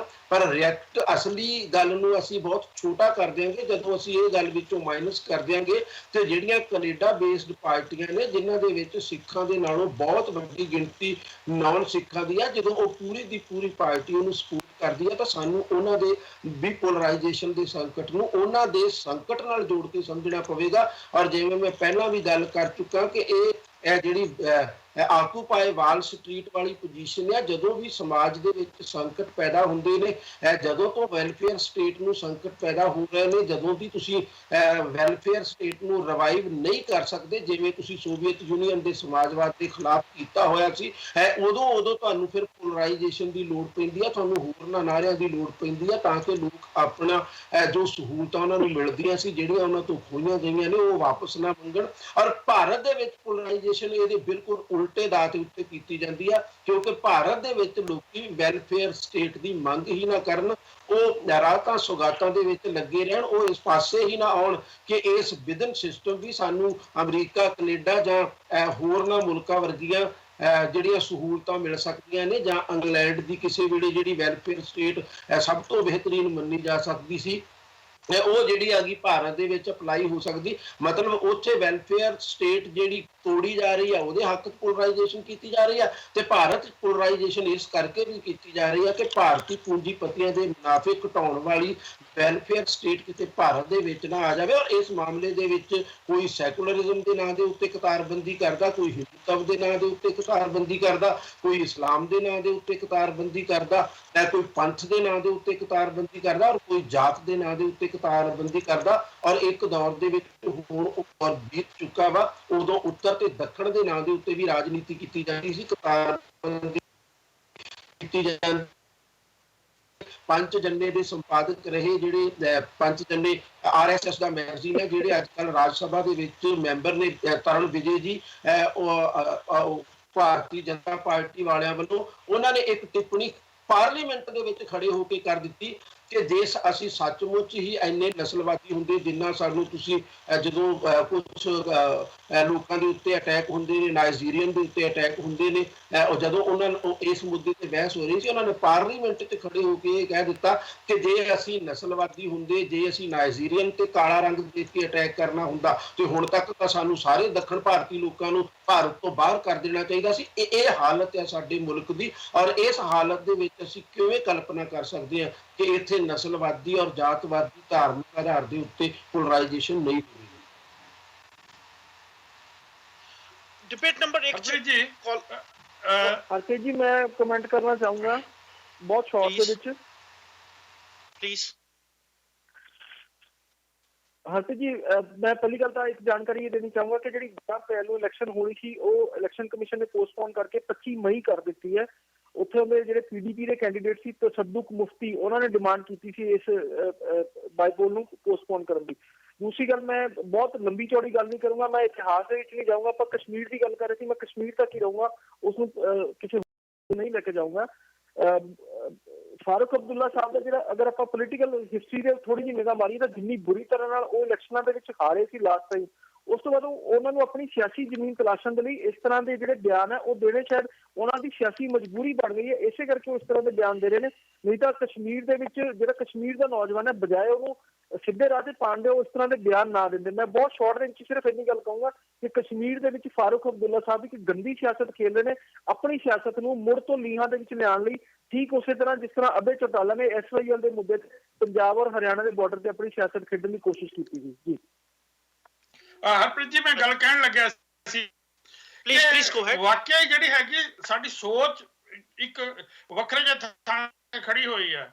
ਮੈਂ ਅਕਸਰ ਕਈ ਵਾਰ ਡਿਬੇਟਾਂ 'ਚ ਕਹਿੰਦਾ ਹੁੰਦਾ ਕਿ BJP ਜਿਹੜੀ ਪੋਲਰਾਈਜੇਸ਼ਨ, ਉਹਦੀ ਜ਼ਮੀਨ ਜਿਹੜੀ ਹੈਗੀ ਉਹ ਕਾਂਗਰਸ ਪਾਰਟੀ ਨੇ ਤਿਆਰ ਕਰ ਦਿੱਤੀ ਸੀ ਪਹਿਲਾਂ, ਤੇ ਇਹ ਆਪਣੀ ਪੋਲਰਾਈਜੇਸ਼ਨ ਕਰਦੇ ਆ। ਤੇ ਮੇਰੀ ਨੁਕਤਾਚੀਨੀ ਇਸ ਗੱਲ ਤੇ ਕੀਤੀ ਜਾਂਦੀ, ਹਰ ਵਾਰ ਕੀਤੀ ਜਾਂਦੀ ਹੈ ਕਿ ਜੇ ਕਾਂਗਰਸ ਪੋਲਰਾਈਜੇਸ਼ਨ ਕਰਦੀ ਸੀ ਤਦ ਜਿਹੜੀ ਹੈਗੀ BJP ਨੂੰ ਪੋਲਰਾਈਜੇਸ਼ਨ ਨੂੰ ਕਿਵੇਂ ਸਹੀ ਠਹਿਰਾਇਆ ਜਾ ਸਕਦਾ, ਕਿਵੇਂ ਇਹ ਕਿਹਾ ਜਾ ਸਕਦਾ ਕਿ ਜੇ ਕਾਂਗਰਸ ਕਰਦੀ ਸੀ ਤਾਂ BJP ਦੀ ਪੋਲਰਾਈਜੇਸ਼ਨ ਕਰਨੀ ਜਿਹੜੀ ਸਹੀ ਹੈ। ਪਰ ਪਤਾ ਨਹੀਂ ਅਸੀਂ ਜੇ ਫਾਰੂਕ ਅਬਦੁੱਲਾ ਸਾਹਿਬ ਵੱਲੋਂ ਬੜੀ ਘਿਨਾਉਣੇ ਤਰੀਕੇ ਦੇ ਨਾਲ ਬਹੁਤ ਹੀ ਏਰੀਆ ਦੇ ਵਿੱਚ ਔਰ ਮੁਲਕ ਦੀ ਜਿਹੜੀ ਇੱਕ ਪਾਲਿਸੀ ਹੈ ਕਿ ਜਿਹੜਾ ਜੰਮੂ ਕਸ਼ਮੀਰ ਹੈ ਉਹ ਇੱਕ ਮੁਲਕ ਦਾ ਹੀ ਅਟੁੱਟ ਹਿੱਸਾ ਹੈ, ਉੱਥੇ ਜਦੋਂ ਉਹ ਵਕਾਲਤ ਕਰਦੇ ਨੇ ਕਿ ਜਿਹੜੇ ਪੱਥਰਬਾਜ਼ ਨੇ ਉਹ ਆਪਣੇ ਮਾਦਰੇ ਵਤਨ ਮਾਤ ਭੂਮੀ, ਹਾਲਾਂਕਿ ਮਾਤ ਭੂਮੀ ਦੀ ਵੰਦਨਾ ਤੇ ਉਹਨਾਂ ਨੂੰ ਬਹੁਤ ਲੋਕਾਂ ਨੂੰ ਬੜਾ ਹੈਗਾ ਉਹ ਇਤਰਾਜ਼ ਹੈ, ਪਰ ਉੱਥੇ ਮਾਦਰੇ ਵਤਨ ਦੇ ਵਾਸਤੇ ਪੱਥਰ ਮਾਰ ਕਹਿੰਦੇ ਨੇ ਉਹ। ਔਰ ਫਿਰ ਉਹਦੇ ਨਾਲ ਉਹ ਆਪਣਾ ਇੱਕ ਜਿਹੜਾ ਸਟੈਂਡ ਇੱਕ ਪਾਰਲੀਮੈਂਟੇਰੀਅਨ ਦੇ ਤੌਰ ਤੇ ਉਹਨਾਂ ਦਾ ਮੇਰੇ ਖਿਆਲ ਪਿਛਲੇ 50 ਸਾਲਾਂ ਤੋਂ ਰਿਹਾ ਹੋਣਾ ਹੈ ਕਿ ਜੰਮੂ ਕਸ਼ਮੀਰ ਹੈਗਾ ਉਹ ਹਿੰਦੁਸਤਾਨ ਦਾ ਅਟੁੱਟ ਅੰਗ ਹੈ। ਤਾਂ ਉੱਥੇ ਅੱਜ ਉਹ ਵਕਾਲਤ ਕਰ ਰਹੇ ਨੇ ਕਿ ਉਹ ਜਿਹੜੀ ਹੈਗੀ ਉਹਨਾਂ ਨੂੰ ਪਾਕਿਸਤਾਨ ਦੇ ਨਾਲ ਗੱਲਬਾਤ ਕਰਨੀ ਚਾਹੀਦੀ ਹੈ। ਔਰ ਨਾਲ ਜਦੋਂ ਕਿ ਇਹ ਦੇਖਦੇ ਹੋਏ ਕੋਈ ਚੋਣ ਵੀ ਉਸ ਪਾਰਲੀਮੈਂਟ ਦੀ ਲੜ ਰਹੇ ਨੇ ਜਿੱਥੇ ਜੇ ਉਹ ਜਿੱਤ ਜੇ ਨੇ ਤੇ ਉਸ ਪਾਰਲੀਮੈਂਟ ਦਾ ਮੈਂਬਰ ਬਣਨ ਜਾ ਰਹੇ ਨੇ, ਜਿੱਥੇ ਪਾਰਲੀਮੈਂਟ ਵਿੱਚ ਫਰਮਲੀ ਜਿਹੜਾ ਹੈਗਾ ਉਹਨਾਂ ਨੂੰ ਇਹ ਕਹਿੰਦੇ ਨੇ ਕਿ ਅਨਡਿਸਪਿਊਟਡ ਏਰੀਆ, ਤੇ ਉਹ ਪਾਰਲੀਮੈਂਟ ਦੇ ਮੈਂਬਰ ਵਾਸਤੇ ਚੋਣ ਲੜ ਰਹੇ ਨੇ। ਇਹਨਾਂ ਚੀਜ਼ਾਂ ਨੂੰ ਮੁੱਖ ਰੱਖਦੇ ਹੋਏ ਵੀ ਅਸੀਂ ਵੋਟ ਕਰਕੇ ਸਾਰ ਦਿੰਦੇ ਨੇ ਕਿ ਜੇ ਉੱਥੇ ਜਿਹੜੀ ਹੋ ਰਹੀ ਹੈ ਪੋਲਰਾਈਜੇਸ਼ਨ ਇਸ ਹੱਦ ਤੱਕ ਜਾ ਕੇ ਵੀ ਹੋ ਰਹੀ ਹੈ, ਤਦ ਵੀ ਅਸੀਂ ਇਸ ਗੱਲ ਕਰਕੇ ਜਿਹੜਾ ਹੈਗਾ ਇਹਨਾਂ ਕੋ ਕਹਿ ਕੇ ਸਾਰ ਦਿੰਦੇ ਆ ਕਿ ਫਲਾਣੇ ਥਾਂ ਵੀ ਪੋਲਰਾਈਜੇਸ਼ਨ ਹੋ ਰਹੀ ਹੈ, ਫਲਾਣੇ ਥਾਂ ਵੀ ਪੋਲਰਾਈਜੇਸ਼ਨ ਹੋ ਸਕਦੀ ਹੈ, ਹੋ ਰਹੀ ਹੈ। ਤੇ ਜੇ ਸਾਰੇ ਥਾਂ ਪੋਲਰਾਈਜੇਸ਼ਨ ਹੋ ਰਹੀ ਹੈ ਤਾਂ ਇੱਕ ਹਿੱਸਾ ਹੀ ਹੈਗਾ ਜਿਹੜਾ ਹੈਗਾ ਫਰੂਕ ਅਬਦੁੱਲਾ ਸਾਹਿਬ ਵੱਲੋਂ ਕੀਤੀ ਪੋਲਰਾਈਜੇਸ਼ਨ ਹੈ। ਔਰ ਉਹ ਪੋਲਰਾਈਜੇਸ਼ਨ ਕਾਮਯਾਬੀ ਕਿੰਨੀ ਕੁ ਹੋਈ ਹੈ ਕਿ ਉੱਥੇ ਸਾਰੀਆਂ 7% ਵੋਟਿੰਗ ਹੋ ਰਹੀ ਹੈ, ਸਟਿਲ ਜਿਹੜੀ ਹੈਗੀ ਉੱਥੇ ਪੋਲਰਾਈਜੇਸ਼ਨ ਹੋ ਰਹੀ ਹੈ। ਸੋ ਅਸੀਂ, ਮੇਰਾ ਖਿਆਲ ਹੈ ਸਾਨੂੰ ਕਮੈਂਟ ਕਰਦੇ ਹੋਏ ਵੀ ਇਸ ਚੀਜ਼ ਨੂੰ ਸੋਚਣਾ ਚਾਹੀਦਾ ਕਿ ਸਾਡੀ ਜਿਹੜੀ ਸੋਚ ਹੈ ਉਹ ਸਿਰਫ ਇੱਕ ਆਪਣੇ ਪੱਖ ਨੂੰ ਉਭਾਰਨ ਵਾਸਤੇ ਆਪਣੀ ਹੋ ਠੀਕ ਹੈ ਕਿ ਜਿਹੜੀ ਕਈ ਆਈਡੀਓਲੋਜੀ ਦੇ ਲੋਕ ਨੇ ਜਿਹੜੇ ਹਿੰਦੁਸਤਾਨ ਦੇ ਵਿੱਚ, ਔਰ ਮੈਂ ਜੇ ਨਾ ਵੀ ਲਹਾਂ ਤਾਂ ਲੈਫਟ ਆਈਡੀਓਲੋਜੀ ਤਾਂ ਹਿੰਦੁਸਤਾਨ ਨੂੰ ਇੱਕ ਰਾਸ਼ਟਰ ਹੀ ਹੈ ਨਹੀਂ, ਉਹ ਤਾਂ ਅਜੇ ਵੀ ਚਾਹੁੰਦੇ ਨੇ ਕਿ ਇਹਨੂੰ ਇੱਕ ਰਾਸ਼ਟਰ ਨਾ ਮੰਨਿਆ ਜਾਵੇ, ਇਹ ਟੁਕੜਿਆ ਕਰਿਆ ਜਾਵੇ ਤੇ ਸ਼ਾਇਦ ਹਿਮਾਲਾ ਪਰਬਤ ਤੋਂ ਪਾਰ ਤੋਂ ਬੋਰੀਆਂ 'ਚ ਇੱਥੇ ਸ਼ਾਇਦ ਭਰਿਆ ਹੋਇਆ ਸਮਾਜਵਾਦ ਜਾਵੇ, ਉਹਨੂੰ ਵੰਡਣਾ ਸੌਖਾ ਹੋ ਜਾਵੇ। ਮੈਂ ਬੜੇ ਸਿੱਧੇ ਲਫ਼ਜ਼ਾਂ 'ਚ ਕਹਿ ਰਿਹਾ, ਇਹਨੂੰ ਬੜੇ ਲਫ਼ਜ਼ਾਂ 'ਚ ਲੰਬੀ ਚੌੜੀ ਘੁਮਾ ਫਿਰਾ ਕੇ ਵੀ ਕਿਹਾ ਜਾ ਸਕਦਾ, ਪਰ ਇੰਨਾ ਸਮਾਂ ਨਹੀਂ, ਮੈਂ ਘੜੀ ਵੇਖ ਰਿਹਾ। ਸੋ ਸਾਨੂੰ ਆਪਣੀ ਇੱਕ ਸੋਚ ਦੇ ਨਾਲ ਜੁੜੇ ਹੋਣ ਵਾਸਤੇ ਮਨੁੱਖ ਦੇ ਹੁੰਦੇ ਘਾਣ ਨੂੰ ਜਿਹੜਾ ਹੈਗਾ ਅੱਖੋਂ ਓਲੇ ਨਹੀਂ ਕਰਨਾ ਚਾਹੀਦਾ। ਜੇ श्रीनगर लोक सभा कॉन्स्टिट्यूएंसी ਦਾ ਜੋ ਬਾਈ ਇਲੈਕਸ਼ਨ ਹੋਈ ਉਹਦੀ ਨਿਗਾਹ ਮਾਰੀਏ, ਲਗਭਗ 7.1% VOTING ਹੋਈ ਆ। ਜੇ 2014 ਨਾਲ ਕੰਪੇਅਰ ਕਰੀਏ 26% VOTING 2014 ਹੋਈ ਸੀ, ਵੱਡੀ ਮਾਤਰਾ 'ਚ ਗਿਰਾਵਟ ਆਈ ਆ। ਇਸ ਤੋਂ ਪਹਿਲਾਂ ਜੋ ਲੋਐਸਟ VOTING ਹੋਈ ਸੀ ਉਹ 1999 'ਚ ਹੋਈ ਸੀ, ਜਦੋਂ ਕਿ ਲਗਭਗ 12% 11.93% VOTING ਇਸ ਕਨਸਟੀਟੂਐਂਸੀ ਵਿੱਚ ਹੋਈ ਸੀ। VOTING ਪਰਸੈਂਟੇਜ ਘੱਟ ਹੋਣਾ, ਸੈਂਟਰ ਗਵਰਨਮੈਂਟ ਕੀ ਅਸੀਂ ਕਵਾਂਗੇ ਸੈਂਟਰ ਗਵਰਨਮੈਂਟ ਦੀ ਨੀਤੀਆਂ ਜਾਂ ਜੋ ਬੀਜੇਪੀ ਦੁਆਰਾ ਰਾਜਨੀਤੀ ਕੀਤੀ ਜਾ ਰਹੀ ਆ ਉਹ ਵੀ ਕਿਤੇ ਨਾ ਕਿਤੇ ਇਹਦਾ ਕਸੂਰਵਾਰ ਨੇ? ਹਾਂਜੀ ਜੀ, ਬਿਲਕੁਲ ਇਹ ਸਾਰੀਆਂ ਚੀਜ਼ਾਂ ਮੈਟਰ ਕਰਦੀਆਂ। ਤੁਸੀਂ, ਮੈਂ ਜੇ ਪਹਿਲੇ ਮੁੱਦੇ ਥੋੜੀ ਜਿਹੀ ਗੱਲ ਕਰਦਾ, ਜਦੋਂ ਅਸੀਂ ਚਾਹੁੰਦੇ ਹਾਂ, ਜਦੋਂ ਅਸੀਂ ਪੋਲੀਟੀਕਲ ਪਾਰਟੀਆਂ ਦੇ ਨੇਤਾ ਜਦੋਂ ਚਾਹੁੰਦੇ ਹੋ ਇੰਡੀਆ ਨੂੰ ਜਗਾ ਲਓ, ਜਦੋਂ ਚਾਹੁੰਦੇ ਹੋ ਇੰਡੀਆ ਨੂੰ ਸਵਾ ਲਓ, ਸੋ ਆਪਣੇ ਮੋਟਿਵ ਲਈ ਤੁਸੀਂ ਕੁਝ ਵੀ ਕਰੋ। ਅਸੀਂ ਪਾਕਿਸਤਾਨ ਨਾਲ ਗੱਲ ਕਰਨ ਦੀ ਜਿਹੜੀ ਇੱਕ ਬੈਠ ਕੇ ਤੁਸੀਂ ਕਹਿ ਲਓ ਕਿ ਐਨੀਕੇਟਲੀ ਗੱਲ ਕਰਨ ਦੀ ਜਦੋਂ ਡਿਬੇਟ ਦੇ ਵਿੱਚ ਵੀ ਗੱਲਾਂ ਕਰਦੇ ਸੀ, ਉਹ ਕਦੋਂ ਤੋਂ ਚੱਲ ਰਹੀਆਂ ਇਹ ਗੱਲਾਂ, ਲੇਕਿਨ ਅੱਜ ਉਸ ਮੁੱਦੇ ਨੂੰ ਉਭਾਰਨ ਦੀ ਗੱਲ ਕਿਉਂ ਕੀਤੀ ਜਾ ਰਹੀ ਹੈ ਇਹ ਸਮਝਣ ਦੀ ਲੋੜ ਹੈ। ਇਹ ਸਿਰਫ ਤੇ ਸਿਰਫ ਵੋਟ ਪੋਲਰਾਈਜੇਸ਼ਨ ਹੈ। ਔਰ ਦੇਖੋ ਉਹ ਵੋਟ ਪੋਲਰਾਈਜੇਸ਼ਨ ਵੀ ਕੈਸੀ ਹੋਈ ਹੈ ਕਿ ਉੱਥੇ ਜਿਹੜੀ ਵੋਟ ਪੋਲਿੰਗ ਹੋਈ ਹੈ ਕਿੰਨੀ ਘੱਟ ਹੋਈ ਹੈ, ਔਰ ਲੋਕਾਂ ਨੇ ਬਿਲਕੁਲ ਵੀ ਉਤਸ਼ਾਹ ਨਹੀਂ ਦਿਖਾਇਆ। ਸਿੱਧਾ ਤੁਸੀਂ ਕਹਿ ਲਓ ਕਿ ਰੀਜ਼ਨ ਜਿਹੜਾ ਮੇਰੇ ਹਿਸਾਬ ਨਾਲ ਇਹੀ ਬਣਦਾ ਕਿ ਉੱਥੇ ਲੋਕ ਵੀ ਨੇ ਜਿਹੜੇ ਉਹ ਨਹੀਂ ਚਾਹੁੰਦੇ ਕਿ ਇਸ ਤਰ੍ਹਾਂ ਦੀ ਰਾਜਨੀਤੀ ਜਿਹੜੀ ਆ ਉੱਥੇ ਕੀਤੀ ਜਾਵੇ ਜਿਸ ਨਾਲ ਉਹਨਾਂ ਦੀਆਂ ਲੋਕਲ ਜਿਹੜੇ ਲੋਕ ਉੱਥੇ ਰਹਿੰਦੇ ਨੇ ਉਹਨਾਂ ਦੀਆਂ ਜਾਨਾਂ ਜਾਣ। ਔਰ ਲੋਕਾਂ ਦੇ ਤੁਸੀਂ ਹੁਣ ਦੇਖੋ ਉੱਥੇ ਜਿਹੜੇ ਬਿਜ਼ਨਸ ਹੈਗੇ ਨੇ ਜਾਂ ਜਿਹੜੇ ਸਕੂਲਿੰਗ ਵੀ ਜਿਹੜੀ ਹੋ ਰਹੀ ਹੈ ਬੱਚਿਆਂ ਦੀ, ਉਹ ਕੁਛ ਵੀ ਨਹੀਂ ਹੋ ਰਿਹਾ, ਬਿਲਕੁਲ ਠੱਪ ਤਰੀਕੇ ਨਾਲ ਚੱਲ ਰਹੀ ਹੈ। ਤੇ ਇਸ ਚੀਜ਼ ਤੋਂ ਲੋਕ ਪਰੇਸ਼ਾਨ ਨੇ। ਸ਼ਾਇਦ ਲੋਕ ਆਪਣਾ ਮੈਂਡੇਟ ਦੇ ਕੇ ਇਸਨੂੰ ਦਿਖਾ ਸਕਦੇ ਸੀ, ਪਰ ਉਹਨਾਂ ਨੂੰ ਇਹ ਬਿਲਕੁਲ ਨਹੀਂ ਲੱਗਦਾ ਕਿ ਕੋਈ ਵੀ ਪਾਰਟੀ ਜਿਹੜੀ ਉੱਥੇ ਆਏਗੀ ਜਾਂ ਆਉਣ ਵਾਲੇ ਦਿਨਾਂ ਦੇ ਵਿੱਚ ਉੱਥੇ ਰਾਜ ਕਰਨ ਜਾ ਰਹੀ ਹੈ ਉਹ ਕੋਈ ਵੀ ਉਹਨਾਂ ਦੇ ਮੁੱਦਿਆਂ ਦੀ ਗੱਲ ਨਹੀਂ ਕਰੇਗੀ। ਸਿਰਫ ਤੇ ਸਿਰਫ ਪਾਕਿਸਤਾਨ ਇੰਡੀਆ ਦੇ ਜਾਂ ਕਸ਼ਮੀਰ ਦੇ ਮੁੱਦੇ ਨੂੰ ਲੈ ਕੇ ਰਾਜਨੀਤੀ ਦਾ ਜਿਹੜਾ ਮੇਨ ਇਸ਼ੂ ਹੈ ਉਹੀ ਉੱਥੇ ਰੱਖਿਆ ਜਾਊਗਾ। ਔਰ ਕਿੰਨਾ ਵੱਡਾ, ਫਿਰ ਮੈਂ ਦੁਬਾਰਾ ਰਿਪੀਟ ਕਰਦਾ ਕਿ ਦੁਕਾਨ ਤੇ ਇੰਡੀਆ ਵਾਸਤੇ ਕਿ ਕੋਈ ਵੀ ਹਿੱਸਾ ਏਦਾਂ ਦਾ ਨਹੀਂ ਹੈ ਜਿੱਥੇ ਕਿ ਕੋਈ ਏਦਾਂ ਦਾ इंसिडेंट वापरे और उसमें ਉਹਦੇ ਉੱਪਰ राजनीति न की जाए। तो 100% फारूक अब्दुल्ला जी का जो बयान है ये राजनीति तो इंस्पायर्ड ही है और वोट पोलराइजेशन ਨੂੰ ਮੁੱਖ ਰੱਖ ਕੇ ਦਿੱਤਾ ਗਿਆ और शायद ਲੋਕਾਂ ਨੂੰ ਇਹ ਚੀਜ਼ ਜਿਹੜੀ ਹੈ ਉਹ ਹਜ਼ਮ ਨਹੀਂ ਹੋਣੀ। और ਮੈਨੂੰ ਜੋ ਲੱਗਦਾ, ਮੈਨੂੰ ਉਮੀਦ ਵੀ ਇਹੀ ਹੈ ਕਿ ਫਿਊਚਰ ਦੇ ਵਿੱਚ ਲੋਕੀ ਥੋੜੇ ਅਵੇਅਰ ਹੋ ਜਾਣਗੇ। ਪਰ ਇਸ ਚੀਜ਼ ਤੋਂ ਪੋਲੀਟੀਕਲ ਨੇਤਾ ਤੇ ਵੋਟ पोलराइजेशन हर एक मुद्दे ਨੂੰ ਲੈ ਕੇ ਕਰਨ ਉਹ ਨਹੀਂ ਉੱਭਰ ਸਕਦੇ और ना ही ਇੰਡੀਆ ਦੀ ਤਾਰੀਖ ਹੈ ਜਿਹੜੀ ਮੇਰਾ ਖਿਆਲ ਜੇ ਇਸ ਚੀਜ਼ ਤੋਂ ਉੱਭਰਿਆ ਵੀ ਹੋਵੇ ਤਾਂ ਹੁਣ ਤੱਕ 84 ਵੀ ਨਹੀਂ ਹੋਣਾ ਸੀ, ਹੁਣ ਤੱਕ ਜਿਹੜੇ ਗੁਜਰਾਤ ਦੇ ਵਿੱਚ ਜੋ ਹੋਇਆ ਉਹ ਨਹੀਂ ਹੋਣਾ ਸੀ। तो ਇਹ ਚੀਜ਼ਾਂ ਤੁਸੀਂ ਕਹਿ ਲਓ ਕਿ ਮੁੱਦੇ ਜ਼ਰੂਰ ਉਠਾਏ ਜਾਂਦੇ ਆ ਲੇਕਿਨ ਸਿਰਫ ਵੋਟਿੰਗ ਵਾਸਤੇ। ਜਦੋਂ 55 ਸਾਲ ਦੇ ਇੱਕ ਬਜ਼ੁਰਗ ਨੂੰ ਗਊ ਰੱਖ ਕੇ ਕੁੱਟ ਕੇ ਮਾਰ ਦਿੰਦੇ ਆ ਕਿ ਉਹਦਾ ਕਸੂਰ ਸਿਰਫ ਇਹ ਸੀ ਕਿ ਮੁਸਲਮਾਨ ਹੋਣ ਦੇ ਬਾਵਜੂਦ ਉਹਨੇ ਗਾਂ ਖਰੀਦੀ ਸੀ। ਜਦੋਂ ਭਾਰਤ ਦੇ ਵਿੱਚ ਏਦਾਂ ਦੀ ਰਾਜਨੀਤੀ ਪਨਪ ਰਹੀ ਹੋਵੇ ਤੇ ਫਾਰੂਕ ਅਬਦੁੱਲਾ ਸਾਹਿਬ ਵੱਲੋਂ ਜੇ ਏਦਾਂ ਇਹ ਜੋ ਬਿਆਨ ਸਾਹਮਣੇ ਸਾਨੂੰ ਸੁਣਨ ਨੂੰ ਮਿਲ ਰਿਹਾ ਕਿ ਅਸੀਂ ਉਹ 'ਚ ਫਾਰੂਕ ਅਬਦੁੱਲਾ ਸਾਹਿਬ ਦੀ ਗਲਤੀ ਕਵਾਂਗੇ ਜਾਂ ਸਮਝਦਾਰੀ ਕਵਾਂਗੇ?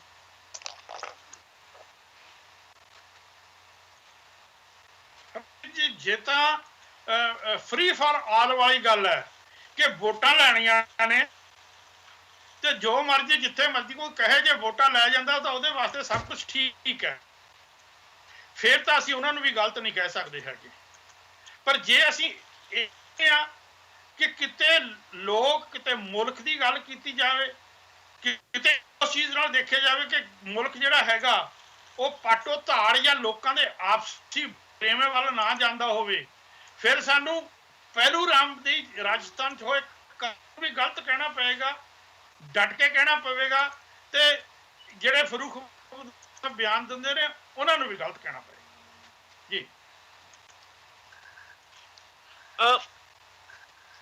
ਅਖੀਰ 'ਚ ਇੱਕ ਸਵਾਲ ਗਊ ਰੱਖਕ ਤੇ ਬੀਫ ਪੋਲਿਟਿਕਸ ਨਾਲ ਮਿਲਾ ਕੇ ਜ਼ਰੂਰ ਪੁੱਛਣਾ ਚਾਹੂੰਗਾ, ਜੋ ਸ਼੍ਰੀਨਗਰ ਵਿੱਚ ਵੋਟਿੰਗ ਪਰਸੈਂਟੇਜ ਘੱਟ ਹੋਈ ਆ, ਕੀ ਕਿਤੇ ਨਾ ਕਿਤੇ ਇਸ ਰਾਜਨੀਤੀ ਨੂੰ ਵੀ ਅਸੀਂ ਕਸੂਰਵਾਰ ਠਹਿਰਾਵਾਂਗੇ? ਡਾਇਰੈਕਟਲੀ ਪੁੱਛ ਰਿਹਾ ਵਾਂ ਇਸ ਰਾਜਨੀਤੀ ਨੂੰ, ਇਨਡਾਇਰੈਕਟਲੀ ਬੀਜੇਪੀ ਨੂੰ, ਇਨਡਾਇਰੈਕਟਲੀ ਈਵਨ ਕਿ ਪ੍ਰਧਾਨ ਮੰਤਰੀ ਨਰਿੰਦਰ ਮੋਦੀ, ਅਮਿਤ ਸ਼ਾਹ? ਇਹਦੇ ਵਾਸਤੇ ਜੀ ਬੜਾ ਮੈਂ ਚਾਹੂੰਗਾ ਦੂਜੇ ਪਹਿਲੇ ਜ਼ਰੂਰ ਜਵਾਬ ਦੇਣ। ਵੋਟ ਪਰਸੈਂਟ ਜਿਹੜਾ ਘੱਟ ਹੋਣਾ, 1 ਮਿੰਟ ਲਵਾਂਗਾ, ਉਹ ਇਸ ਵਕਤ ਨਰਿੰਦਰ ਮੋਦੀ ਸਾਹਿਬ ਵੱਲੋਂ ਅਪਣਾਈ ਹੋਈ ਫੋਰਨ ਪਾਲਿਸੀ ਆਈਵਾਲ ਫॉर ਆਈਵਾਲ ਦੀ ਰਾਜਨੀਤੀ ਜਿਹੜੀ ਹੈਗੀ ਦੋ ਵੱਡੇ ਗੁਆਂਢੀਆਂ ਨਾਲ ਜਿਹੜੀ ਚੱਲ ਰਹੀ ਹੈ, ਉਹ ਬਹੁਤ ਵੱਡਾ ਇਸ ਵਕਤ ਜਿਹੜਾ Jammu and Kashmir the part ਹੈ ਉਹ ਢੱਕਣ ਦੇ ਥੱਲੇ ਬਹੁਤ ਬੁਰੀ ਤਰ੍ਹਾਂ ਬੋਇਲ ਹੋ ਰਿਹਾ ਹੈ। ਇੱਕ ਵੀ ਅਵਾਲਾ ਮਾਰਨ ਦੀ ਸਥਿਤੀ ਬਣ ਸਕਦੀ ਹੈ।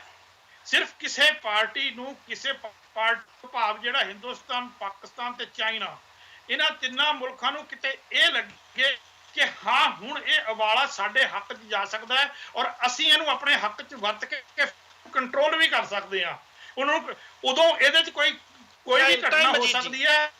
ਅਦਰਵਾਈਜ਼ ਜਿਹੜਾ ਹੁਣ ਤੱਕ ਹਿੰਦੁਸਤਾਨ ਦੀ ਸਰਕਾਰ ਆਪਣੀ ਜ਼ਮੀਨ, ਆਪਣੇ ਜਿਹੜੇ ਹੈਗੇ ਹਿੱਤ ਵਪਾਰ ਦੇ ਅਜੀ ਜੀ ਟਾਈਮ ਨਹੀਂ ਹੈ ਮੇਰੇ ਕੋਲ, ਤੁਸੀਂ ਪਲੀਜ਼ ਮੇਰੇ ਕੋਲ ਟਾਈਮ ਨਹੀਂ ਹੈ। ਹਰਪ੍ਰੀਤ ਜੀ ਤੁਸੀਂ ਮੈਨੂੰ ਥੋੜਾ ਜਿਹਾ ਮੌਕਾ ਦੇ ਸਕੋ ਜੀ। ਹਰਪ੍ਰੀਤ ਜੀ ਜਿਸ ਸ਼ਾਂਤੀ ਦੇ ਬਦਲੇ ਅੱਜ ਚਾਈਨਾ ਦੇ ਨਾਲ ਤਕਰੀਬਨ 40 ਅਜੀ ਜੀ ਅਗੇਨ ਮੈਂ ਦੂਜੇ ਪੈਨਲਿਸਟ ਨੂੰ ਜ਼ਰੂਰ ਲੈਣਾ ਚਾਹੂੰਗਾ ਪਲੀਜ਼ ਸਤੀਸ਼ ਜੀ। ਔਰ ਉੱਥੇ ਜਿਹੜਾ ਹੈਗਾ ਅਜੀਤ ਜੀ ਚੁੱਪ ਕਰਨਗੇ ਜੀ, ਮੈਂ ਤਾਂ ਹੀ ਬੋਲ ਸਕਾਂਗਾ। ਪਲੀਜ਼ ਗੋ ਹੈਡ ਸਤੀਸ਼ ਜੀ। ਹਰਪ੍ਰੀਤ ਜੀ ਮੈਂ ਇੱਕ ਗੱਲ ਜ਼ਰੂਰ ਕਹਿਣੀ ਚਾਹਾਂਗਾ। ਪਹਿਲੀ ਗੱਲ ਤਾਂ ਇਹੀ ਜਿਹੜੀ ਚੱਲਦੇ ਅਜੀਤ ਜੀ ਕਹਿ ਗਏ, ਵੈਸੇ ਮੈਨੂੰ ਸਫਾਈ ਦੇਣ ਦੀ ਉਹਦੀ ਜ਼ਰੂਰਤ ਨਹੀਂ, ਪਰ ਇੱਕ ਗੱਲ ਫੈਕਟ ਦੇ ਤੌਰ ਦੇ ਉੱਤੇ ਉਹਨਾਂ ਨੂੰ ਦੱਸ ਦਿਆਂ ਕਿ ਪਹਾੜਾਂ ਤੋਂ ਪਾਰ ਕੋਈ ਸਮਾਜਵਾਦ ਨਹੀਂ ਹੈ। ਉੱਥੇ ਵੀ ਇੱਕ ਭਾਰਤ ਤੋਂ ਬਿਹਤਰੀਨ ਕਹਿ ਲਓ ਜਾਂ ਬਦਤਰੀਨ ਕਿਸਮ ਦਾ ਕਾਰਪੋਰੇਟੀ ਜਗਤ ਹੀ ਚੱਲ ਰਿਹਾ।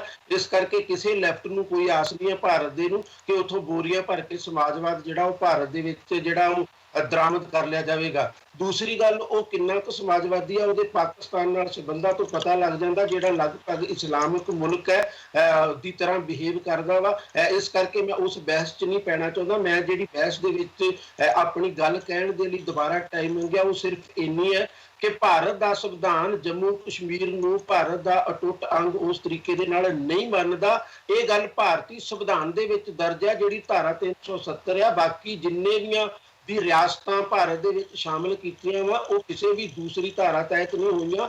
ਉਹਨਾਂ ਨੇ ਭਾਰਤ ਦੇ ਵਿੱਚ ਸ਼ਮੂਲੀਅਤ ਕੀਤੀ ਆ, ਭਾਰਤ ਦਾ ਅੰਗ ਬਣ ਕੇ ਸ਼ਮੂਲੀਅਤ ਕੀਤੀ ਆ। ਉਹਨਾਂ ਨਾਲ ਧੱਕਾ ਹੋਇਆ ਹੋਵੇ, ਤਲੰਗਾਨਾ ਵਾਲੇ ਲੋਕਾਂ ਨੂੰ ਸ਼ਿਕਾਇਤਾਂ ਹੋਣ, ਜੋ ਮਰਜ਼ੀ ਹੋਵੇ, ਪਰ ਇਹ ਇੱਕ ਫੈਕਟ ਆ ਕਿ ਉਹਨਾਂ ਨੇ ਜਦੋਂ ਸ਼ਮੂਲੀਅਤ ਕੀਤੀ ਸੀ ਉਹਨਾਂ ਨੇ ਅਟੁੱਟ ਅੰਗ ਵਜੋਂ ਹੀ ਕੀਤੀ ਸੀ, ਪਰ ਜੰਮੂ ਕਸ਼ਮੀਰ ਦੀ ਸ਼ਮੂਲੀਅਤ ਭਾਰਤ 'ਚ ਅਟੁੱਟ ਅੰਗ ਵਜੋਂ ਨਹੀਂ ਹੈ। ਦੂਸਰੀ ਗੱਲ ਇਹ ਕਿ ਭਾਰਤ ਇੱਕ ਕੌਮ ਨਹੀਂ ਆ, ਇਹ ਗੱਲ ਵੀ ਭਾਰਤ ਦਾ ਸੰਵਿਧਾਨ ਮੰਨਦਾ ਹੈ। ਭਾਰਤ ਦੇ ਸੰਵਿਧਾਨ ਦੇ ਵਿੱਚ ਇਹ ਗੱਲ ਮੰਨੀ ਜਾਂਦੀ ਹੈ ਕਿ ਭਾਰਤ ਵੱਖ-ਵੱਖ ਕੌਮੀਅਤਾਂ ਦਾ ਦੇਸ਼ ਹੈ। ਭਾਰਤ ਦਾ ਸਰਕਾਰੀ ਨਾਰਾ ਵੀ ਇਹੀ ਆ ਕਿ ਏਕਤਾ ਵਿੱਚ ਅਨੇਕਤਾ। ਬਲਕਿ ਜਿਹੜੇ ਸਾਡੇ ਵਰਗੇ ਲੋਕ ਨੇ ਜਿਨ੍ਹਾਂ ਨੂੰ ਅਜੀਤ ਜੀ ਬਿਲਕੁਲ ਅੰਡਰ ਅਟੈਕ ਰੱਖਣਾ ਚਾਹੁੰਦੇ ਆ, ਅਸੀਂ ਕਹਿੰਦੇ ਅਨੇਕਤਾ ਵਿੱਚ ਏਕਤਾ। ਜੇ ਭਾਰਤ ਦੀ ਅਨੇਕਤਾ ਨੂੰ ਸਵੀਕਾਰ ਨਹੀਂ ਕਰੋਗੇ ਇੱਥੇ ਏਕਤਾ ਪੈਦਾ ਨਹੀਂ ਹੋਏਗੀ। ਜੇ ਸਿੱਖਾਂ ਨੂੰ ਸਿੱਖਾਂ ਵਜੋਂ ਉਹਨਾਂ ਦੀ ਮਾਨਤਾ ਨਹੀਂ ਮਿਲੇਗੀ ਉਹ ਭਾਰਤ ਤੋਂ ਬਾਗੀ ਹੋਣਗੇ। ਜੇ ਮੁਸਲਮਾਨਾਂ ਨੂੰ ਮੁਸਲਮਾਨ ਵਜੋਂ ਮਾਨਤਾ ਨਹੀਂ ਮਿਲੇਗੀ ਉਹ ਭਾਰਤ ਦੇਸ਼ ਤੋਂ ਬਾਗੀ ਹੋਣਗੇ।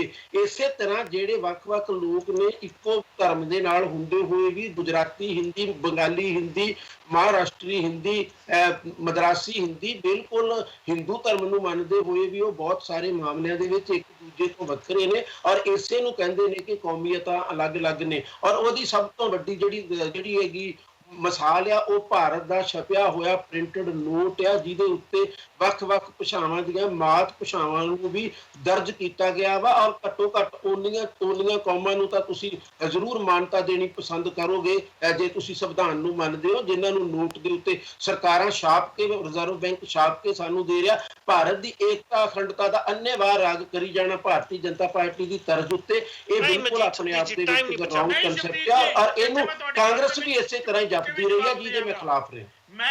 ਥੈਂਕ ਯੂ ਸਾਰਿਆਂ ਨੂੰ, ਥੈਂਕ ਯੂ ਸਬਦੀਪ ਜੀ, ਥੈਂਕ ਯੂ ਅਜੀਤ ਜੀ, ਪਰਮੀਤ ਜੀ ਅਤੇ ਸੀਪੀ ਸਿੰਘ ਜੀ। ਸਮਾਂ ਇਜਾਜ਼ਤ ਨਹੀਂ ਦਿੰਦਾ ਕਿ ਅਸੀਂ ਇਸ ਗੱਲਬਾਤ ਨੂੰ ਜਾਰੀ ਰੱਖੀਏ। ਉਮੀਦ ਕਰਦੇ ਹਾਂ ਤੁਹਾਨੂੰ ਸਾਡੀ ਅੱਜ ਦੀ ਛੋਟੀ ਜਿਹੀ ਕੋਸ਼ਿਸ਼ ਪਸੰਦ ਆਈ ਹੋਗੀ। ਹਮੇਸ਼ਾ ਹੀ ਤਰ੍ਹਾਂ ਆਪਣੇ ਸੁਝਾਅ ਸਾਡੇ ਤੱਕ ਫੋਨ, ਈਮੇਲ ਜਾਂ WhatsApp ਤੇ ਤੁਸੀਂ ਹਮੇਸ਼ਾ ਪਹੁੰਚਾ ਸਕਦੇ ਜੋ। ਅਖੀਰ 'ਚ ਇੱਕ ਬੇਨਤੀ ਫਿਰ ਤੋਂ ਦੁਹਰਾਣੀ ਚਾਹੂੰਗਾ, ਅਪ੍ਰੈਲ 30 ਨੂੰ ਰਜੌਰੀ ਗਾਰਡਨ ਅਤੇ ਬਾਕੀ ਵਿਧਾਨ ਸਭਾ ਕੌਂਸਟੀਟੂਐਂਸੀ ਦਾ ਜੋ ਇਲੈਕਸ਼ਨ ਦਾ ਰਿਜ਼ਲਟ ਹੋਣਾ ਹੈ, ਤੁਸੀਂ ਚੱਕ ਦੇ ਟੀਵੀ ਤੇ ਲਾਈਵ ਦੇਖ ਸਕਦੇ ਜੋ। ਇੰਡੀਆ ਦੇ ਟਾਈਮ ਦੇ ਹਿਸਾਬ ਨਾਲ 8 ਵਜੇ ਅਪ੍ਰੈਲ 13 ਨੂੰ, ਤੇ ਕੈਨੇਡਾ ਅਮਰੀਕਾ ਦੇ ਰਹਿਣ ਵਾਲੇ ਜੋ ਦਰਸ਼ਕ ਨੇ ਉਹ ਤੁਸੀਂ ਲਗਭਗ 9 ਵਜੇ ਈਸਟਰਨ ਸਟੈਂਡਰਡ ਟਾਈਮ ਦੇ ਹਿਸਾਬ ਨਾਲ ਇਹ ਪ੍ਰਸਾਰਣ ਦੇਖ ਸਕਦੇ ਜੋ। ਇਹਦੇ ਨਾਲ ਹੀ ਸਾਨੂੰ ਸਾਰਿਆਂ ਨੂੰ ਦਿਓ ਇਜਾਜ਼ਤ। ਧੰਨਵਾਦ।